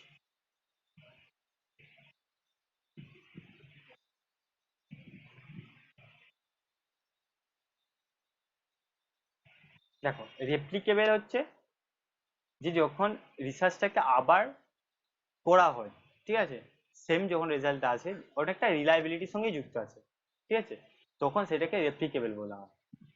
সেম রেজাল্ট যখন বারবার পাবে তুমি, ঠিক আছে। The characteristic allow the result of research to be verified, মানে ভেরিফাই কখন কিভাবে করবে, research to be verified by replicating the study and thereby building a sound basis of decision। মানে তোমার এখানটা গোটাটা যেটা বলছে যে তুমি যখন রিসার্চটাকে বারবার করছো, সেম রেজাল্ট পাচ্ছ, তার ফলে কি হবে, তুমি রিসার্চটাকে ভেরিফাই করতে পারছো যে হ্যাঁ আমার সেম রেজাল্টই আসছে। এটা নিয়ে একটু পরে আবার পড়বো, ওকে, রেপ্লিকেবলটা আবার পড়বো একটু পরে। তো এইটাকে বলা হয় রেপ্লিকেবল। ওকে, বারবার অ্যাকুরেসি হচ্ছে তুমি যা মেজার করতে চাইছিলে সেটাই যখন মেজার করছো, অ্যাকুরেট। ওকে, তুমি যেমন বলছিলাম টেম্পারেচার ধরো মেজার করছো বা তুমি যে জিআরএফ পেতে চাইছো, তুমি যদি জিআরএফ পাও তার মানে তুমি অ্যাকুরেট আছো, অ্যাকুরেসি আছে তোমার। কিন্তু তুমি যদি জিআরএফ না পেয়ে বারবার ফেল করো, তার মানে তুমি অ্যাকুরেসি নেই তোমার, তুমি রিলায়েবল আছো কিন্তু অ্যাকুরেসি নেই। কিসের মতো? হ্যাঁ, ভ্যালিডিটিতে আমরা পড়েছিলাম তো, দেখো ভ্যালিডিটিতে কি ছিল, mainly stand for accuracy. Accuracy যে থাকে তবেই সে ভ্যালিডিটি হয়, আর অ্যাকুরেসি ভ্যালিডিটি একই জিনিস। ওকে, অ্যাকুরেট হতে হবে আমার ডেটাটাকে, মানে আমার রিসার্চটাকে অ্যাকুরেট হতে হবে, যা মেজার করতে চেয়েছিলাম তাই করতে হবে। এবং ওখানে একই জিনিস লেখা আছে, দেখো research process, instrument and tools related to each other. Okay, সবচেয়ে ইম্পর্টেন্ট আছে। হ্যাঁ, মোস্ট ইম্পর্টেন্ট, এবং এটা নিয়ে আমরা একটু পরে আবার পড়বো, আজকেই পড়বো, একটু পরে আছে। আচ্ছা, এরপর হচ্ছে লজিক্যাল। লজিক্যাল বলতে কি, যে আমাদের রিসার্চ মেনলি দুটো ভাবে হয়ে থাকে, ইন্ডাকটিভ ডিডাকটিভ। ওকে, এবং এটা লজিক্যাল রিজনিং এ পড়েছো। সো ইন্ডাকশন এবং ডিডাকশন, এবং এই দুটোই হচ্ছে, দুটোকে যখন একসঙ্গে নেওয়া হয় বা বলতে পারি এই দুটোই হচ্ছে সায়েন্টিফিক মেথড, রিসার্চের জন্য সায়েন্টিফিক মেথড। এখানে ইন্ডাকশন এবং ডিডাকশনটা ইউজ করা হয়। তো এটা হচ্ছে একটা লজিক্যাল, রিসার্চ একটা লজিক্যাল প্রসেসে চলে, নাকি যেমন খুশি করা হয়, হয় ইন্ডাকশন মেথডে তোমাকে চলতে হবে, নয় ডিডাকশন, এরকম মেথডে তোমাকে চলতে হবে। তো লজিক্যাল হয়ে থাকে। এরপর হচ্ছে কন্ট্রোল ফ্যাক্টর। কন্ট্রোল ফ্যাক্টর কি, মানে যেটাকে আমরা কন্ট্রোল করছি, তাই তো। একটা রিসার্চ করতে আমরা দেখি যে নর্মালি দুটো ভ্যারিয়েবলের মধ্যে আমরা রিলেশনশিপ দেখানোর চেষ্টা করি, দুটো ভ্যারিয়েবলের মধ্যে। কেন দুটো ভ্যারিয়েবলের মধ্যে দেখাই? কারণ দুটো ভ্যারিয়েবলের মধ্যে দেখালে আমাদের রিসার্চটা সুবিধা হবে, বা আমরা সহজে তাদের মধ্যে রিলেশন দেখাতে পারবো, কজাল রিলেশনটা দেখাতে পারবো। কিন্তু তোমরা আমাকে বলো যে রিয়েল লাইফে কি এটা ট্রু, যে কোনো একটা ইভেন্ট হওয়ার পেছনে মাত্র একটাই ভ্যারিয়েবল বা একটাই জিনিস দায়ী থাকে? কোনো যে কোনো একটা ইভেন্ট হওয়ার পেছনে একটাই ভ্যারিয়েবল কি দায়ী থাকে? থাকে না, মাল্টিপল ভ্যারিয়েবল তার জন্য কারণ হয়, রিজন থাকে মাল্টিপল ভ্যারিয়েবল। তো সেখানে কিন্তু তাহলে আমাদের প্রবলেম হয়ে যাবে, যে আমরা যদি সমস্ত ভ্যারিয়েবলকে নিয়ে কাজ করতে যাই না, আমাদের অসুবিধা হবে, মানে আমরা তাহলে সবচেয়ে যেটা বেস্ট, মানে সবচেয়ে যে বেশি দায়ী ওই জিনিসটা হওয়ার পেছনে, তাকে বার করতে পারবো না। তাই কিছু আমাদের কন্ট্রোল ফ্যাক্টর থাকে, মানে আমরা কিছু ভ্যারিয়েবলকে আমরা কন্ট্রোল করে নিই, তাদেরকে মানে স্টপ করিয়ে দিই, মানে তাতে কোনো চেঞ্জ কিছু করি না, তাকে সবসময় স্ট্যাটিক রেখে দিই। ওকে, সেইগুলোকে বলা হয় কন্ট্রোল ফ্যাক্টর। ওকে, পরে যখন এক্সপেরিমেন্টাল রিসার্চ করবো সেখানে কন্ট্রোল ফ্যাক্টর আরে সব আছে, ঠিক আছে। ভ্যারিয়েবল, বিভিন্ন রকম ভ্যারিয়েবল পাবো, কন্ট্রোল ফ্যাক্টর কন্ট্রোল করা হয় ভ্যারিয়েবল গুলোকে, এগুলো দেই। ওকে, তো এখানে দেখে নেবে, এটা কন্ট্রোল ফ্যাক্টর হচ্ছে যেগুলোকে আমরা কিছু ভ্যারিয়েবলকে কন্ট্রোল করে রাখি, বাকিগুলো আমরা চেক করি যে কোনটা কার সঙ্গে রিলেশন আছে, ধরো দুটো বা তিনটের সঙ্গে চেক করি, বাকিগুলোকে কন্ট্রোল করে নিই। এরপর রিসার্চে যদি ক্যারেক্টারিস্টিক দেখি, যে আমরা কোয়েস্ট ফর অ্যান্সার, আমরা কোনো প্রবলেমের অ্যান্সার দেওয়ার জন্য, মানে প্রবলেমটাকে সলভ করার জন্য রিসার্চ করে থাকি, বা আমার রিসার্চটা যেন সেই প্রবলেমটা সলভ করতে পারে, বা তোমার রিসার্চ যেন প্রবলেম সলভ করে, না হলে কিন্তু সে একটা রিসার্চ নয়। সবসময় রিসার্চে কিছু না কিছু প্রশ্নের অ্যান্সার খোঁজা হয়, ঠিক আছে। যদি সোশ্যাল রিসার্চ হয় তার মানে সে কোনো প্রবলেম আছে তাকে সলভ করছে, কোনো যদি একাডেমিক হয় তাহলে সেখানে কোনো কিছু কোশ্চেন ছিল যেগুলো হচ্ছে কেউ অ্যান্সার দিতে পারছিল না, সেই কোশ্চেনের অ্যান্সার দেওয়ার চেষ্টা করছে। তো কোশ্চেনের অ্যান্সার দেয়, ঠিক আছে, অ্যান্সার দেওয়ার জন্য রিসার্চ হয়। প্রেডিক্ট ফর ফিউচার অকারেন্স, ভবিষ্যতে কি হবে সেটা দেখতে গেলেও তোমার প্রেডিকশন করা হয়, বা রিসার্চের মাধ্যমে সেই প্রেডিকশন নেওয়া হয়, ঠিক আছে। যে বলা হয় যে আহ, তোমার কি বলা হয় এটা, ক্লাইমেট চেঞ্জ হচ্ছে, হ্যাঁ, হাইপোথিসিস যেটা বলে বা বলতে আমি যেটা এক্সাম্পল দিয়েছি মানে টার্মটা আছে না, ক্লাইমেট চেঞ্জ হচ্ছে, টেম্পারেচার বাড়ছে, এটা কি সে কেউ কি ভবিষ্যতে যে দেখে এসেছে? আসেনি। আমরা রিসার্চ করে দেখিয়েছি, আমরা ডেটা কালেক্ট করেছি, তার উপর ক্যালকুলেশন করেছি, প্রতি বছর কেমন ভাবে বাড়ছে তার উপর বেস করে আমরা বলছি যে ভবিষ্যতে এরকম টেম্পারেচার হবে বা ক্লাইমেটটা এইভাবে চেঞ্জ হবে। বা যে পপুলেশন দেখা হয়, যে বলা হয় না যে 2050-এ বা 2035-এ ইন্ডিয়া সবচেয়ে হাইয়েস্ট পপুলেশন কান্ট্রি হবে, পপুলেটেড কান্ট্রি হবে, চায়নাকেও ঝাঁপিয়ে যাবে। কি করে বলছে? এটা পুরোপুরি প্রেডিকশন করেছে, ঠিক আছে, মানে রিসার্চ করেছে, ডেটাগুলোকে সব অ্যানালিসিস করে করে দেখেছে যে হ্যাঁ 2035-এ আমাদের পপুলেশন 140 কোটি হয়ে যাবে। ওকে, সো এইগুলো হচ্ছে তোমার রিসার্চ, এটাও রিসার্চের মাধ্যমেই করা হচ্ছে, যে আমরা ফিউচার প্রেডিকশন করি, কিছু একটা ধারণা করি যে হ্যাঁ এটা হবে ভবিষ্যতে। তো রিসার্চের এটা ক্যারেক্টারিস্টিক আছে। ওকে, বা রিসার্চ এটা করতে পারে। এগুলো হচ্ছে মেনলি তোমার রিসার্চের ক্যারেক্টারিস্টিক আছে, এগুলো দেখবে। কিন্তু সবচেয়ে যে দুটো ইম্পর্টেন্ট, রিলায়েবিলিটি, ভ্যালিডিটি। ওকে, একটু পরে আমরা পড়বো, শুধু ওইটুকুনি পড়লে হবে না, রিলায়েবিলিটি ভ্যালিডিটি জিনিসটা কি জেনে নিলাম, ওর ভাগ আছে অনেক, সেগুলোকে আমাদেরকে দেখতে হবে। ওকে, যেটা বলছিলাম চলে আসছে, রিলায়েবিলিটি। ওকে, এতক্ষণ কারো অসুবিধা নেই তো যা পড়ানো হলো?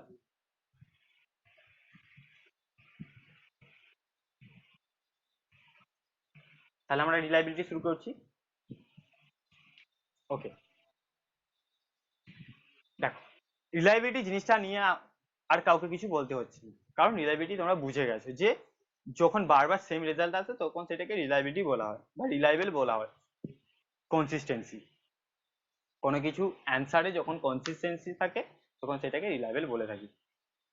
সেই জিনিসগুলো এখানে লেখা আছে। If any research yield similar result each time, প্রতিবার যখন সিমিলারই রেজাল্ট দিচ্ছে, that is undertake with the similar population in a given context and with similar procedures, it is said to be reliable research. তুমি একবার research করলে same পপুলেশনের ওপর, তুমি যদি আলাদা পপুলেশনের উপর চলে যাও তাহলে তো আলাদা হয়ে যাবে। ইন্ডিয়ার উপর প্রথমবার রিসার্চ করেছিলে, এইবারে রিসার্চ করতে গেছো আমেরিকার উপর, হবে না, মানে আলাদা হতে পারে। তো তুমি সেম পপুলেশনের উপর সেম প্রসিডিওর ফলো করে যখন একই জিনিস করছো তখন সেটাকে রিলায়েবল বলা হয়। ওকে, জিনিসটা আগে আমরা পড়েছি, এখানে একটা এক্সাম্পল দেওয়া আছে, দেখে নিতে পারো। যে এখানে বলছে যে ওয়াচিং টেলিভিশন অ্যান্ড তার ক্লাসরুম পারফরমেন্স, ক্লাস পারফরমেন্সের উপর একটা যদি রিসার্চ করা হয়, children if the result concluded watching TV, আমি রিসার্চ করেছি watching television and class performance উপর রিসার্চ করেছি, আমি কি কনক্লুশন দিচ্ছি? Watching TV causes low graded in class, আমি কনক্লুশন এটা দিয়েছি। এরপর তোমাদের যে হোক একজন তোমাদের ইচ্ছা হলো যে না আমি সাবিতাকে, সাবিতা ভুল রিসার্চ করেছে, আমি এটা প্রমাণ করবো, ঠিক আছে, যে আমি কাজটা ঠিকঠাক করিনি, আমি ভুলভাল করে কাজ করেছি। তো তুমি প্রমাণ করতে গেলে যে if another sample taken from population, ওই রকমই পপুলেশন থেকে তুমি ডেটা কালেক্ট করলে, একইভাবে প্রসিডিওরে কাজ করেছো, টেস্ট করেছো, করে দেখলে যে না সেম রেজাল্ট আসছে, তখন সেটাকে বলা হয় রিলায়েবিলিটি। ওকে, তখন সেটাকে বলা হয় রিলায়েবল। ওকে, আউটকামটা যখন সেম হচ্ছে, same result with the same research procedure and outcome are reliable. Okay, এটাকে আমরা রিলায়েবল বলি। আচ্ছা, রিলায়েবিলিটি চেক করার জন্য মেনলি আমরা যেগুলো ইউজ করে থাকি, ঠিক আছে, রিলায়েবিলিটি চেক করার জন্য আমরা মেনলি যে মেথডগুলো ইউজ করে থাকি বা এগুলোকে টাইপও বলতে পারি, কি আছে? Test, retest method, internal consistency method and এখানে অল্টারনেটিভ ফর্ম আছে, এটা কিছু না, মানে এটা হবে না, মানে আলাদা মেথড আছে, ঠিক আছে। টেস্ট রিটেস্ট আছে, ইন্টারডেটার আছে, তারপরে তোমার স্প্লিট হাফ আছে, এগুলো আমরা দেখবো, ঠিক আছে। এইসব মেথডগুলোর সাহায্যে আমরা রিলায়েবিলিটি চেক করি যে আমার রিসার্চটা রিলায়েবল আছে কিনা। ওকে, কি কি আছে দেখো এখানে লেখা আছে। টাইপ অফ রিলায়েবিলিটি আমরা দুটো ভাবে দেখতে পারি, ইন্টারনাল রিলায়েবিলিটি আর এক্সটার্নাল রিলায়েবিলিটি। ওকে, ইন্টারনাল রিলায়েবিলিটি মানে কি? যে আমার যে রিসার্চের ডেটাগুলো আছে, ঠিক আছে, মানে রিসার্চের ভেতরকার জিনিসগুলো সেগুলো কি রিলায়েবল, মানে আমার ভেতরে যে ডেটাগুলো আছে সেই ডেটাগুলো কি রিলায়েবল আছে কিনা, ঠিক আছে। এবং ইন্টারনাল রিলায়েবিলিটি চেক করার জন্য কোন মেথড ইউজ করা হয়, এগুলো মনে রাখতে মানে এগুলো ইম্পর্টেন্ট, কিন্তু পরীক্ষাতে জিজ্ঞাসা করতে পারে যে ইন্টারনাল জিনিসগুলো বা কজন রিলেশনশিপ বা রিলায়েবিলিটি দেখার জন্য কি মেথড ইউজ করব আমরা, সেখানে স্প্লিট হাব মেথড ইউজ করা হয়। পরে বলছি স্প্লিট হাব মেথডটা কি। ওকে, সো রিলায়েবিলিটিকে দুটো ভাগে ভাগ করা যায়, ইন্টারনাল রিলায়েবিলিটি, এক্সটার্নাল। ইন্টারনালকে যদি চেক করতে চাই আমার রিসার্চটা ইন্টারনাল রিলায়েবিলিটি আছে কিনা, তাহলে আমাদেরকে স্প্লিট হাফ মেথড ফলো করতে হবে। অন্য কিছু মেথড ফলো করলে হবে না, স্প্লিট হাফ মেথড ফলো করতে হবে। এরপর হচ্ছে এক্সটার্নাল। এক্সটার্নালটা কি, যে বাইরের জিনিসগুলোর সঙ্গে সেটা রিলায়েবল কিনা। বাইরের জিনিসগুলো কিভাবে আসে, একটা হচ্ছে টেস্ট রিটেস্ট। ওকে, টেস্ট রিটেস্ট, একবার টেস্ট করলো আবার টেস্ট করবে, যদি একই রেজাল্ট আসে তার মানে রিলায়েবল। ওকে, আর একটা হচ্ছে যেটা আছে ইন্টার রেটার। এই তিনটে হচ্ছে সবচেয়ে important, split half, test retest and inter rater method. Okay, এইগুলো হচ্ছে রিলায়েবিলিটি টাইপও বলতে পারি বা মেথডও বলতে পারি, যার মাধ্যমে রিলায়েবিলিটিকে চেক করা হয়। ওকে, আচ্ছা দেখো এখানেও রিলায়েবিলিটি নিয়ে আছে, স্টেবিলিটি, ইন্টারনাল কনসিস্টেন্সি, ইকুইভ্যালেন্স।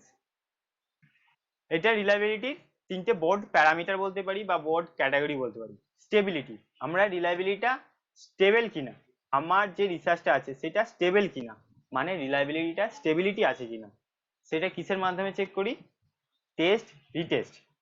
আমি টেস্ট করলাম, ওকে,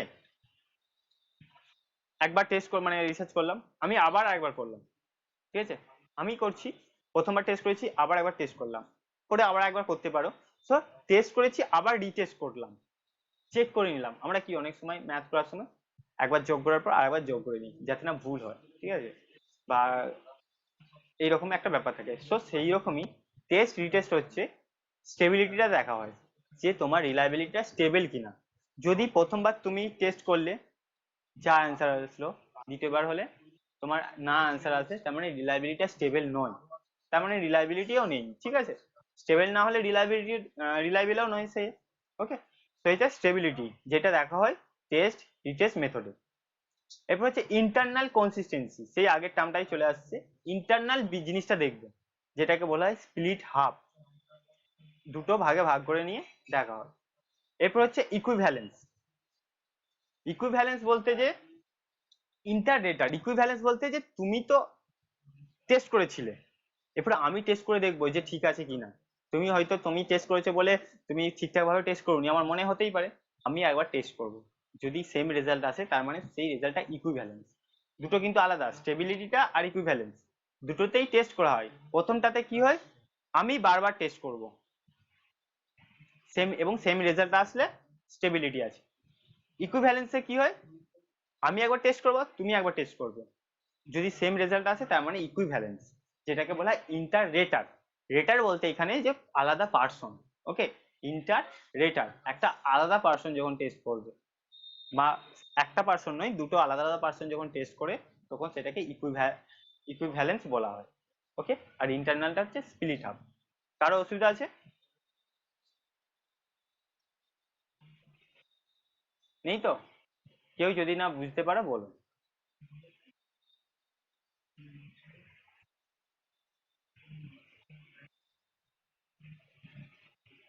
ইন্টার রেটারটা হচ্ছে যখন দুটো আলাদা আলাদা পার্সন তোমার চেক করে, ঠিক আছে, আমি একবার করবো আর একবার তুমি করবে, ঠিক আছে, আলাদা আলাদা পার্সন, ইন্টার রেটার, রেটার বলতে আলাদা পার্সন।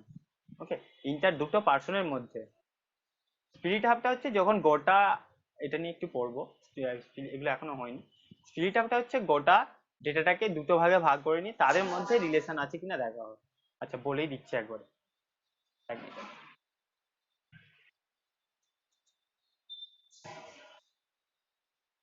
দেখো, এইগুলোতে এখানে আমরা স্টেবিলিটি চেক করতে, যদি তোমাকে আমি জিজ্ঞাসা করি যে স্টেবিলিটি চেক করতে কি মেথড ফলো করব, তোমাকে বলতে হবে test retest. Internal consistency check করতে কি ফলো করব, স্প্লিট হাফ। আর ইকুইভ্যালেন্স চেক করতে গেলে ইন্টারেটার। ওকে, এখানে জিনিসগুলো সব আছে। দেখো, টেস্ট রিটেস্ট মেথডটা কি, দু তিনবার বললাম, আশা করছি এটা কারো অসুবিধা নেই। যে টেস্ট রিটেস্ট হচ্ছে যে একই পার্সন, সেম পার্সন যখন বারবার একটা জিনিসকে টেস্ট করছে, তখন সেটাকে টেস্ট রিটেস্ট বলা হয়। নামের মধ্যে আছে, টেস্ট করলো আবার রিটেস্ট করলো। ওকে, সেটাকে বলা হয় টেস্ট রিটেস্ট রিলায়েবিলিটি। আচ্ছা, এরপর হচ্ছে প্যারালাল। ওকে, প্যারালাল বলতে তোমার এখানে কি হয়, একজনই করবে কিন্তু দুটো আলাদা আলাদা স্যাম্পেল নেবে। একই পপুলেশন থেকে একটা স্যাম্পেল নিল আর একটা স্যাম্পেল নিল, এবং তখন দেখে যে হ্যাঁ দুটো যেটা আমার একই কিনা, মানে দুটো আউটকাম একই হচ্ছে কিনা। যেহেতু একই পপুলেশন থেকে ডেটা নিচ্ছে, দুটো স্যাম্পেল নিচ্ছে, নিশ্চয়ই একই অ্যান্সার হওয়ার কথা, তবে তো আমার এই একটা স্যাম্পেল সেই পপুলেশনটাকে রিপ্রেজেন্ট করতে পারবে। সো যখন এরকম করা হয় যে তোমার দুটো আলাদা আলাদা স্যাম্পেল নিয়ে এবং সেই দুটো আলাদা স্যাম্পেলের পর একইভাবে কাজ করে চলেছে, ওকে। প্যারালাল ফর্ম বলতে তো এরকম বুঝি যে দুটো পরপর চলে যাবে, যেমন রেল লাইন কোনোদিনও মিলবে না, দুটো রেল লাইন মানে দুটো যে লাইনের দুদিকটা থাকে কোনোদিনও একসঙ্গে মিলবে না। তেমন দুটো আলাদা আলাদা স্যাম্পেল নেওয়া হয়, একটা স্যাম্পেল দুটো স্যাম্পেল একটা পপুলেশন থেকেই নেওয়া হয়েছে। কি হচ্ছে, এটাকেও টেস্ট করা হয় এটাকেও টেস্ট করা হয় এবং শেষে দেখা হয় সেম রেজাল্ট আসছে কিনা, ওকে। তো এটা parallel form of reliability, okay. Inter আইটেমটা শেষে বলছি। স্প্লিট হাফ, স্প্লিট হাফ বলতে যে তুমি যে গোটা ডেটাটা নিয়েছিলে, তোমার স্যাম্পেল গোটা স্যাম্পেলটা নিয়েছিলে, তুমি সেই স্যাম্পেলটাকে দুটো ভাগে ভাগ করে নেবে এতক্ষণ করে, কিন্তু তুমি গোটা স্যাম্পেলটাকে নিয়েই কাজ করছিলে, গোটা স্যাম্পেলটাকে একবারে টেস্ট করছিলে।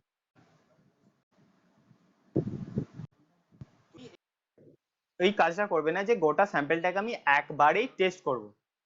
হ্যালো, শোনা যাচ্ছে তো?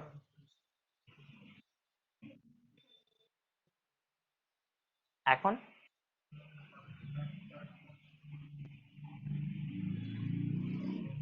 ওকে,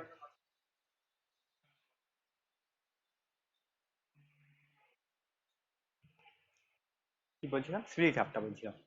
এতক্ষণ আমরা গোটা ডেটাটাকে নিয়ে একটাই টেস্ট করছিলাম, এখন এটা করব না, আমরা গোটা ডেটাটাকে আমরা দুটো ভাগে ভাগ করে নেব। আমার ধরো 10টা ডেটা ছিল, 10টা স্যাম্পেল নিয়েছিলাম, আমি পাঁচটা পাঁচটা স্যাম্পেলে ভাগ করে নেব। সেটাকেই তো বলা হচ্ছে স্প্লিট আপ। গোটা জিনিসটাকে দুটো ভাগে ভাগ করে নিয়ে যাচ্ছে, একটা লাঠিকে যেমন সমান দুটো ভাগে ভাগ করে নেওয়া হয়, এখানে কি হয়, তোমার যে ডেটাটা আছে দুটো ভাগে ভাগ করা হয় এবং দুটোকে আলাদা আলাদা ভাবে, শোনা যাচ্ছে না? 1 মিনিট দাঁড়াও। এখন ঠিক আছে? হ্যালো, এখন শোনা যাচ্ছে তো? সন্ধ্যা হয়েছে বলে নেটওয়ার্ক প্রবলেম হচ্ছে নাকি কে জানে। ওকে, সে গোটা ডেটাটাকে দুটো আলাদা আলাদা ভাবে ভাগ করলাম। দুটো ডেটাকে আমি, এটা একটা ডেটা মানে গোটা ডেটাটাকে দুটো ভাগ করে নিয়েছি, দুটো আলাদা আলাদা স্প্লিট আছে, দুটো আলাদা আলাদা ডেটা আছে, ওকে। এখানে কিছু ডেটা আছে, এখানে কিছু ডেটা আছে, এবং এই দুটো ডেটাকে আলাদা আলাদা ভাবে টেস্ট করছি। যেহেতু আলাদা ভাগ করে নিয়েছিলেন, এবার যদি দুটো যদি সেম রেজাল্ট দেয়, তার মানে আমার ডেটাটা মানে যে স্প্লিট হাফ মেথডে করলাম, আমার ডেটাটার ইন্টারনাল কনসিস্টেন্সি আছে, দুটো ডেটাই সেম। দুটো ডেটা সেম হলে তবে তো দুটো ডেটার রেজাল্ট একই আসবে, যদি না আসতো তাহলে কিন্তু আমার ইন্টারনাল কনসিস্টেন্সি নেই। একটু আগে আমরা যেমন পড়ছিলাম, এখানে ইন্টারনাল কনসিস্টেন্সি স্প্লিট হাফ মেথডের মাধ্যমে দেখা হয়। যদি আমার এই স্প্লিট করে দুটো আলাদা আলাদা একটা ডেটাকে দুটো ডেটাতে ভেঙে নিয়ে যদি একই অ্যান্সার না আসতো, তাহলে আমার ইন্টারনাল কনসিস্টেন্সি নেই। একই অ্যান্সার আসলে তখন আমার ইন্টারনাল কনসিস্টেন্সি হবে ডেটাটার মধ্যে। বুঝতে পেরেছো? স্প্লিট আপ মেথড বুঝতে পেরেছো? কারো অসুবিধা নেই তো?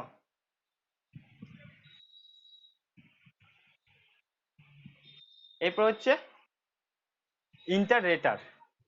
ইন্টাররেটারটা কি বলেছি আগেই, যে ইন্টাররেটারটা হচ্ছে যে যখন আলাদা আলাদা পার্সন করে, স্প্লিট হাফটার বেলা একটা পার্সনই করেছিল, এখানে প্রথমবারে আমি টেস্ট করলাম,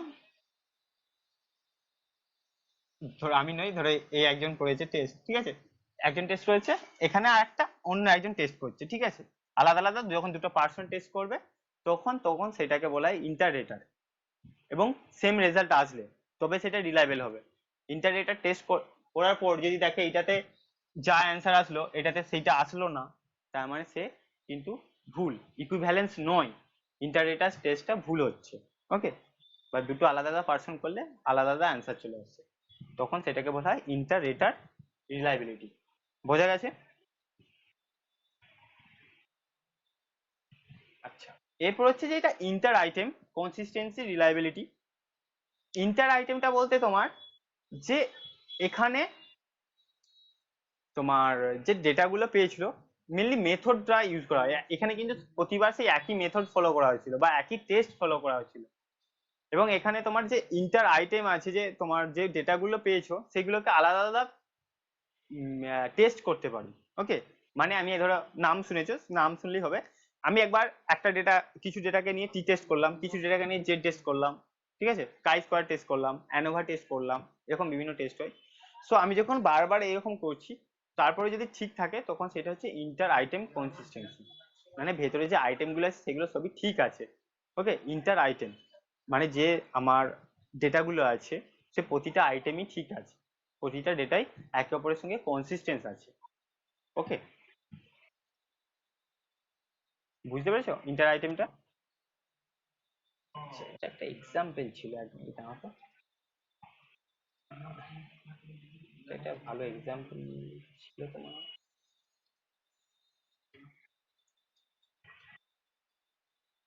এক মিনিট।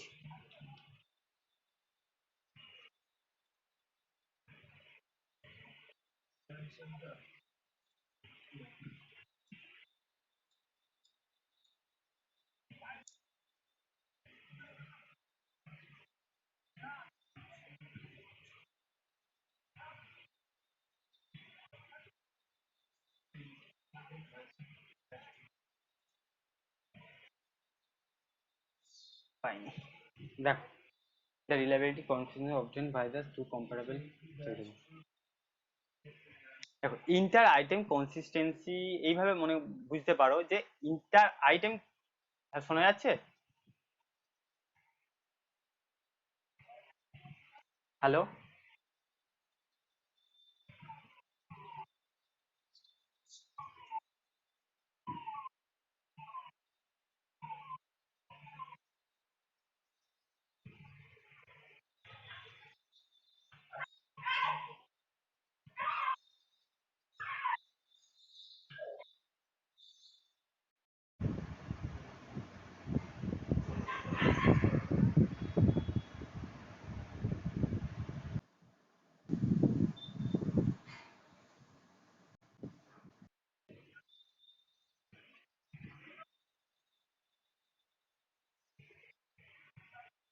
হ্যালো, শোনা যাচ্ছে?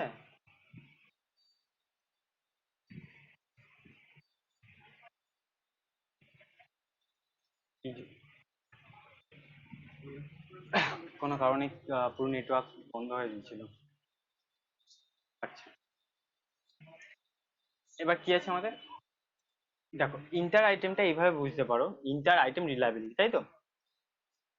যে ডেটাগুলোকে তুমি কালেক্ট করছো সেই ডেটাগুলো ধরো একই ধরনের, এটা মনে করতে পারো, ঠিক আছে, তাহলে সেটা ইন্টার আইটেম রিলায়েবিলিটি। মানে ধরো তুমি যে টাইপের ডেটা কালেক্ট করছো, তোমার সেই সমস্ত ডেটাগুলো যেন সেম টাইপেরই ডেটা হয়। তুমি ধরো ইনকাম ডেটাটা এ করছো, মানে কালেক্ট করছো, সবার কাছ থেকে যদি ইনকাম ডেটাই কালেক্ট করো এবং সেগুলোকে টেস্ট করছো, সেইটা বলতে পারো ইন্টার আইটেম রিলায়েবিলিটি। মানে যে আইটেম বলতে কি, যে আগেরটা ছিল ইন্টার ডেটার, মানে যে টেস্ট করবে, আর এখানে ইন্টার আইটেম যে ডেটাটা হবে, যে ডেটাগুলো আছে, A data, B data, C data, D, এই ডেটাগুলো একে অপরের সঙ্গে রিলায়েবল আছে, মানে ডেটাগুলো একই ধরনের। ওকে, আলাদা ধরনের না ডেটা হয়ে যায়। বুঝতে পেরেছো? ওকে, এখানে তো যেইটা এখানে যেই যে মেথড গুলো ইম্পর্টেন্ট, মাঝে মাঝে আসে, যে টেস্ট, রিটেস্ট, তারপর হচ্ছে স্প্লিট হাফ আর ইন্টারেটার, এই তিনটে তো ভালো করে করবে। প্যারালালটা বললাম যে দুটো আলাদা আলাদা স্যাম্পল নিয়ে যখন কাজ করা হচ্ছে এবং একই ধরো মেথড ফলো করা হচ্ছে, একই টেস্ট করা হচ্ছে, তখন যদি দেখি সেম হচ্ছে সেইটা। আর ইন্টার আইটেম মনে রাখবে যে আইটেমগুলোর মধ্যে রিলায়েবল আছে, যে আইটেমগুলো আমরা নিচ্ছি সেইগুলো রিলায়েবল। ওকে, তুমি যেই জিনিসটা মেজার করতে চাইছো, তুমি একটা এটা বললে ভালো বুঝতে পারবে, তুমি ডিপ্রেশন মেজার করতে চাইছো, যে জিনিসগুলো দিয়ে আমরা ডিপ্রেশনকে জানতে পারি, ঠিক আছে, তুমি যদি সেই জিনিসগুলো সবগুলো কালেক্ট করছো, তার মানে তোমার আইটেমগুলো রিলায়েবল আছে। তুমি যদি ডিপ্রেশনের মধ্যে যেই জিনিসটা আমাদের মানে হ্যাপিনেস দেখা হয় সেইটাও কালেক্ট করে নিচ্ছ, সেটাকে ওখানে অ্যাড করে দিচ্ছ, তাহলে কিন্তু সেটা ইন্টার আইটেম রিলায়েবল নয়। আমার বুঝতে পারলে কথাটা? আমরা ডিপ্রেশন মেজার করার জন্য যে জিনিসগুলো মেজার করতে হয়, ডিপ্রেশনটাকে ডাইরেক্ট মেজার করা যায় না, আমাদেরকে দেখতে হয় সে চুপচাপ আছে কিনা, গালে হাত দিয়ে বসে আছে কিনা, সো তার মাধ্যমে আমরা বুঝতে পারি সে ডিপ্রেশনে আছে। ঠিক আছে, সারা রাত ঘুমোচ্ছে না। ওকে, সে ডিপ্রেশনে আছে। আর সো তুমি এই ডিপ্রেশন মেজার করতে যে এইগুলোর সাথে সাথে তুমি সে দেখছো সবসময় হাসছে, সেটাকেও নিয়ে নিচ্ছ, তাহলে এটা হচ্ছে ইন্টার আইটেম রিলায়েবল নয়। আইটেমগুলো যেন পুরোপুরি রিলায়েবল হয়। ওকে, সেটাই বলা হচ্ছে। আচ্ছা, এরপর এখানে একই জিনিস আছে না, না, না, প্যারালাল হচ্ছে যে গোটা, এটা হচ্ছে আমার গোটা পপুলেশন। ওকে, গোটা পপুলেশন। এই পপুলেশনটাকে দুটো আলাদা আলাদা ডেটা নিয়ে নেওয়া হয়। ঠিক আছে, মানে দুটো স্যাম্পেল নিয়ে নেওয়া হয়। এই এই লাইন দেখাচ্ছি না কেন, এ স্যাম্পেল নিলাম আর একটা বি স্যাম্পেল নিলাম। আমি এ স্যাম্পেলের উপর আলাদাভাবে টেস্ট করব আর বি স্যাম্পেলের উপর আলাদাভাবে টেস্ট করব, এবং এদের দুজনের রেজাল্টটা চেক করব। সেম আসলে সেটা প্যারালাল ফর্ম অফ রিলায়েবিলিটি আছে, যদি সেম না আসে সেটা প্যারালাল ফর্ম নেই। কারণ আমি এটা আলাদাভাবে করেছি একই পপুলেশন থেকে ডেটা নিয়ে, এটাকে আলাদাভাবে করেছি বি টেস্টটাকে বা বি স্যাম্পেলটাকে নিয়ে আলাদাভাবে টেস্ট করেছি। একই যেহেতু রেজাল্ট আসছে না, তার মানে প্যারালাল ফর্ম নয় এটা। ওকে, এটা আলাদাভাবে নিয়ে করা হয়। ওকে, এরপর হচ্ছে এখানে টাইপ অফ রিলায়েবিলিটিটা একটু দেখে নেবে, একই জিনিস আছে, টেস্ট রিটেস্ট। হ্যাঁ বলো।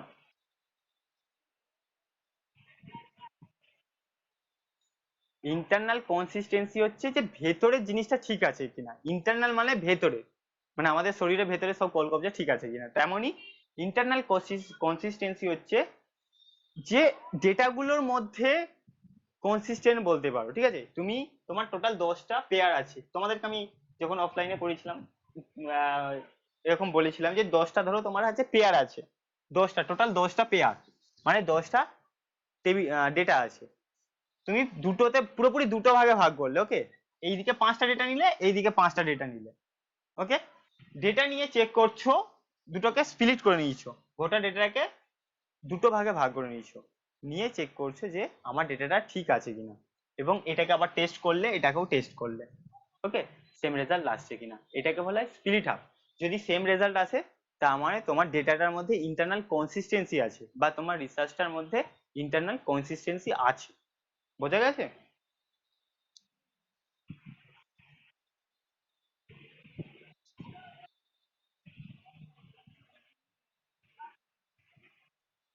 আচ্ছা, 7টার সময় আজকে আর গোটাটা হবে না। আচ্ছা, এটা দেখে নেবে, একই জিনিস আছে।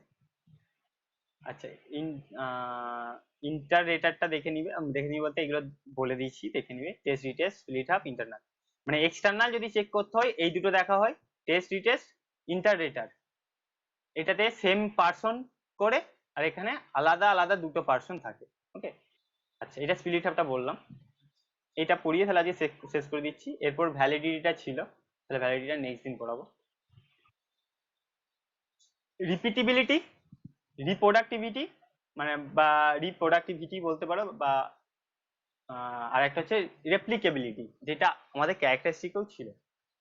ঠিক আছে, প্রথম হচ্ছে রিপিটিবিলিটি, এটা পরীক্ষাতে আসার চান্স থাকে। ওকে, রিপিটিবিলিটি, সমস্ত জিনিসটা এখানেই লেখা আছে, আর কিছু না পড়লেই চলবে। ওকে, রিপিটিবিলিটি মানে যে জিনিসটা রিপিট করা হচ্ছে। ওকে, একবার করেছো আবার রিপিট করা হচ্ছে। কি, same team same experiment setup, experimental setup. তুমি আগে একটা এক্সপেরিমেন্ট করেছো, ঠিক আছে, সেম টিম করেছে, তুমি আর একজন হয়তো তোমার বন্ধু ছিল, সেম এক্সপেরিমেন্টটা করেছো। তুমি যখন আবার সেই এক্সপেরিমেন্টটা আবার করছো, ওকে, সেম টিমই করছে, মানে তুমি এবং তোমার বন্ধু করছো, এবং সেম এনভায়রনমেন্টাল ডিপার্টমেন্টাল ল্যাবেই করছো। ওকে, তখন সেটাকে বলে রিপিটিবিলিটি, মানে জিনিসটাকে পুরোপুরি আবার রিপিট করা। ওকে, যেটা অনেকটা বলতে পারো টেস্ট রিটেস্টের মতো, একই পার্সন আবার করছে। সো রিপিটিবিলিটি হচ্ছে সেম টিম সেম এক্সপেরিমেন্ট যখন করা হয়, তখন সেটাকে রিপিটিবিলিটি বলা হয়। বোঝা গেছে? কারো অসুবিধা আছে বলো।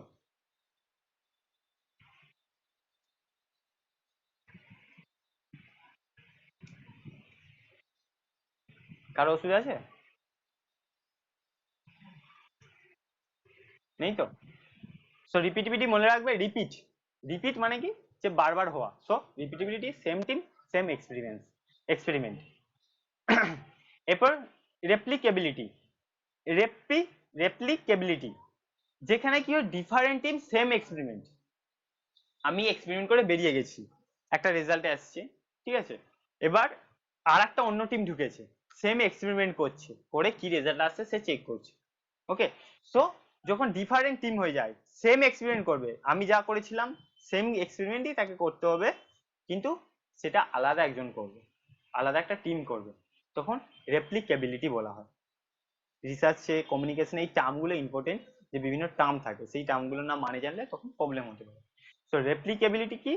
ডিফারেন্ট টিম, সেম এক্সপেরিমেন্ট, এক্সপেরিমেন্টটা সেম থাকছে। ওকে, রিপ্রোডাক্টিভিটি বা বলতে পারো রিপ্রোডিউসিবিলিটি, ঠিক আছে, রিপ্রোডাক্টিভিটিও বলতে পারো বা রিপ্রোডিউসিবিলিটিও বলতে পারো। রিপ্রোডিউসিবিলিটি, ওকে, যেখানে কি হয়, রিপ্রোডিউসড, আবার নতুন করে প্রডিউস করা হচ্ছে, তার মানে কি হবে, ডিফারেন্ট টিম, ডিফারেন্ট এক্সপেরিমেন্ট, নতুন করে করছে মানে কি পুরোপুরি আলাদা জিনিস হবে, আলাদা এনভায়রনমেন্ট হবে, আলাদা আমাদের এক্সপেরিমেন্টাল সেটআপ হবে। ওকে, সো এখানে কি হয়, রিপ্রোডিউসিবিলিটিতে কি হয়, ডিফারেন্ট এক্সপেরিমেন্টাল সেটআপ হয়, তার সাথে সাথে টিমটাও যারা করছে সেটাও আলাদা আলাদা হবে। একবার আমি একটা সেটআপে যে করলাম, আর একবার তুমি এসে একটা অন্য সেটআপে করছো, ওকে, অন্য এনভায়রনমেন্টে করছো, তখন সেটাকে বলা হয় রিপ্রোডিউসিবিলিটি। বোঝা গেছে এই তিনটে, রিপিটেবিলিটি, রেপ্লিকেবিলিটি আর রিপ্রোডিউসিবিলিটি বা রিপ্রোডাক্টিভিটি। বোঝা গেছে এই তিনটে? কারো অসুবিধা নেই তো এই তিনটে টার্মে? থাকলে বলো।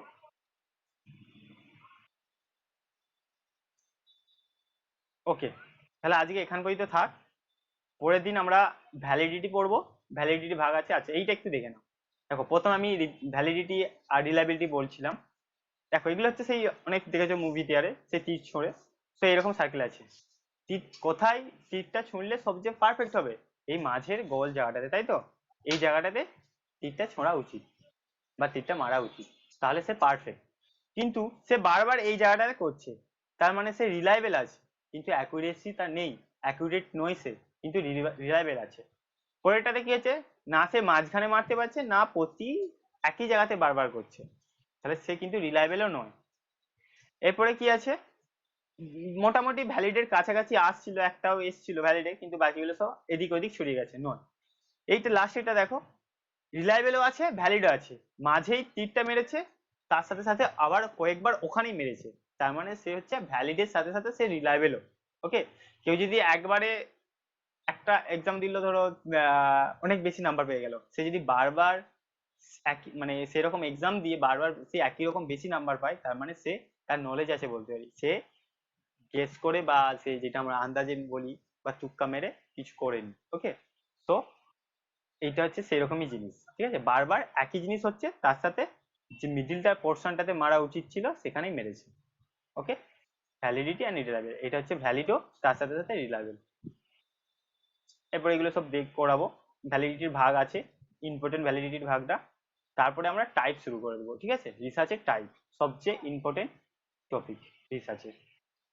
ওকে, ঠিক আছে, আজকে এখানে থাক, কারো যদি কিছু বলার থাকে বলো, নাহলে লেফট হয়ে যেতে পারো। নেক্সট বৃহস্পতিবার 7:30।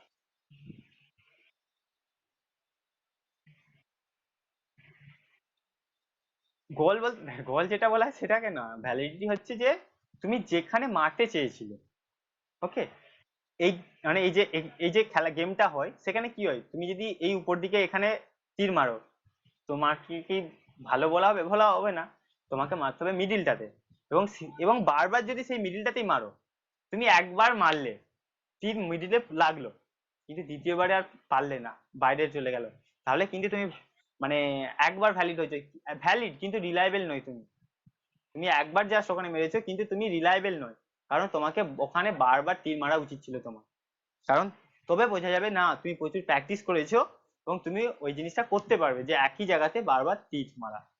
ওকে, সো বারবার যদি তুমি মিডিলে, হ্যাঁ বলো।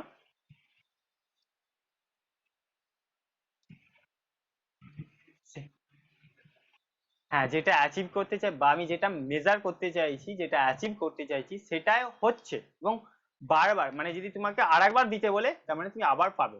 যেমন ধরো জিআরএফ, তুমি অ্যাচিভ করতে চাইছো জিআরএফ, তুমি এইবারে পেয়ে গেলে, আমি বললাম আহ, তোমাকে বললাম যে আমি নয়, ধরো তোমার কোনো বন্ধু বললো, তুই তো আন্দাজে মেরেছিলিস, পাস করে গেছিস, সবগুলো লেগে গেছে, তোর ভাগ্য ভালো ছিল।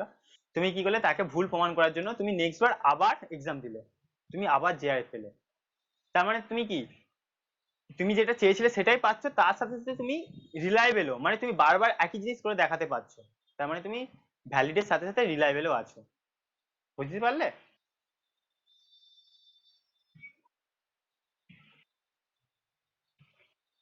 হ্যাঁ বলো। হ্যাঁ হ্যাঁ, যাদের প্রবলেম আছে মানে ক্লাস আছে লেফট হয়ে যাও। আচ্ছা, রেপ্লিকেবিলিটিটা ওকে।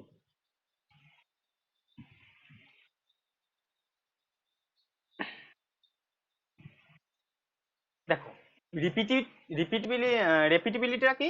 Same team, same experiment. রেপ্লিকেবিলিটিটা ডিফারেন্ট টিম, সেম এক্সপেরিমেন্ট। ওকে।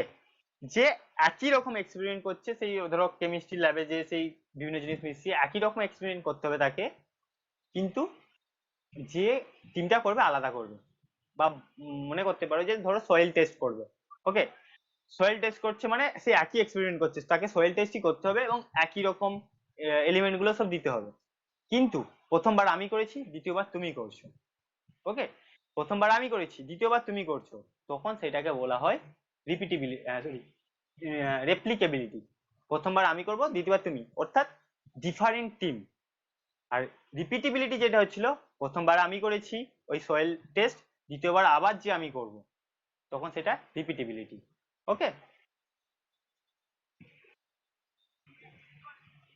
আর কোনো, আর কারো কোনো জায়গাতে অসুবিধা আছে? কোনো পয়েন্ট বুঝতে পারোনি?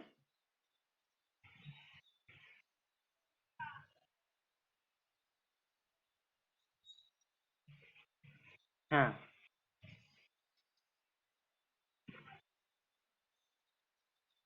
কোনটার ক্ষেত্রে?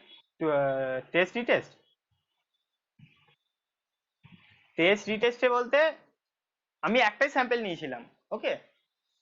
এইটা একটা পপুলেশন, একটাই স্যাম্পল নিয়েছে, মানে একটা ডেটা নিয়েছে, এই এই ডেটাটা নিয়েছে, নিয়ে আমি টেস্ট করলাম, একটা রেজাল্ট আসলো। আমি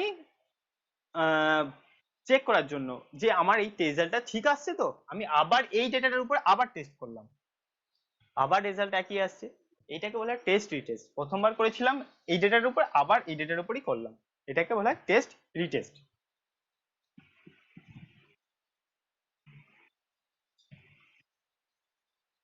বুঝতে পেরেছো?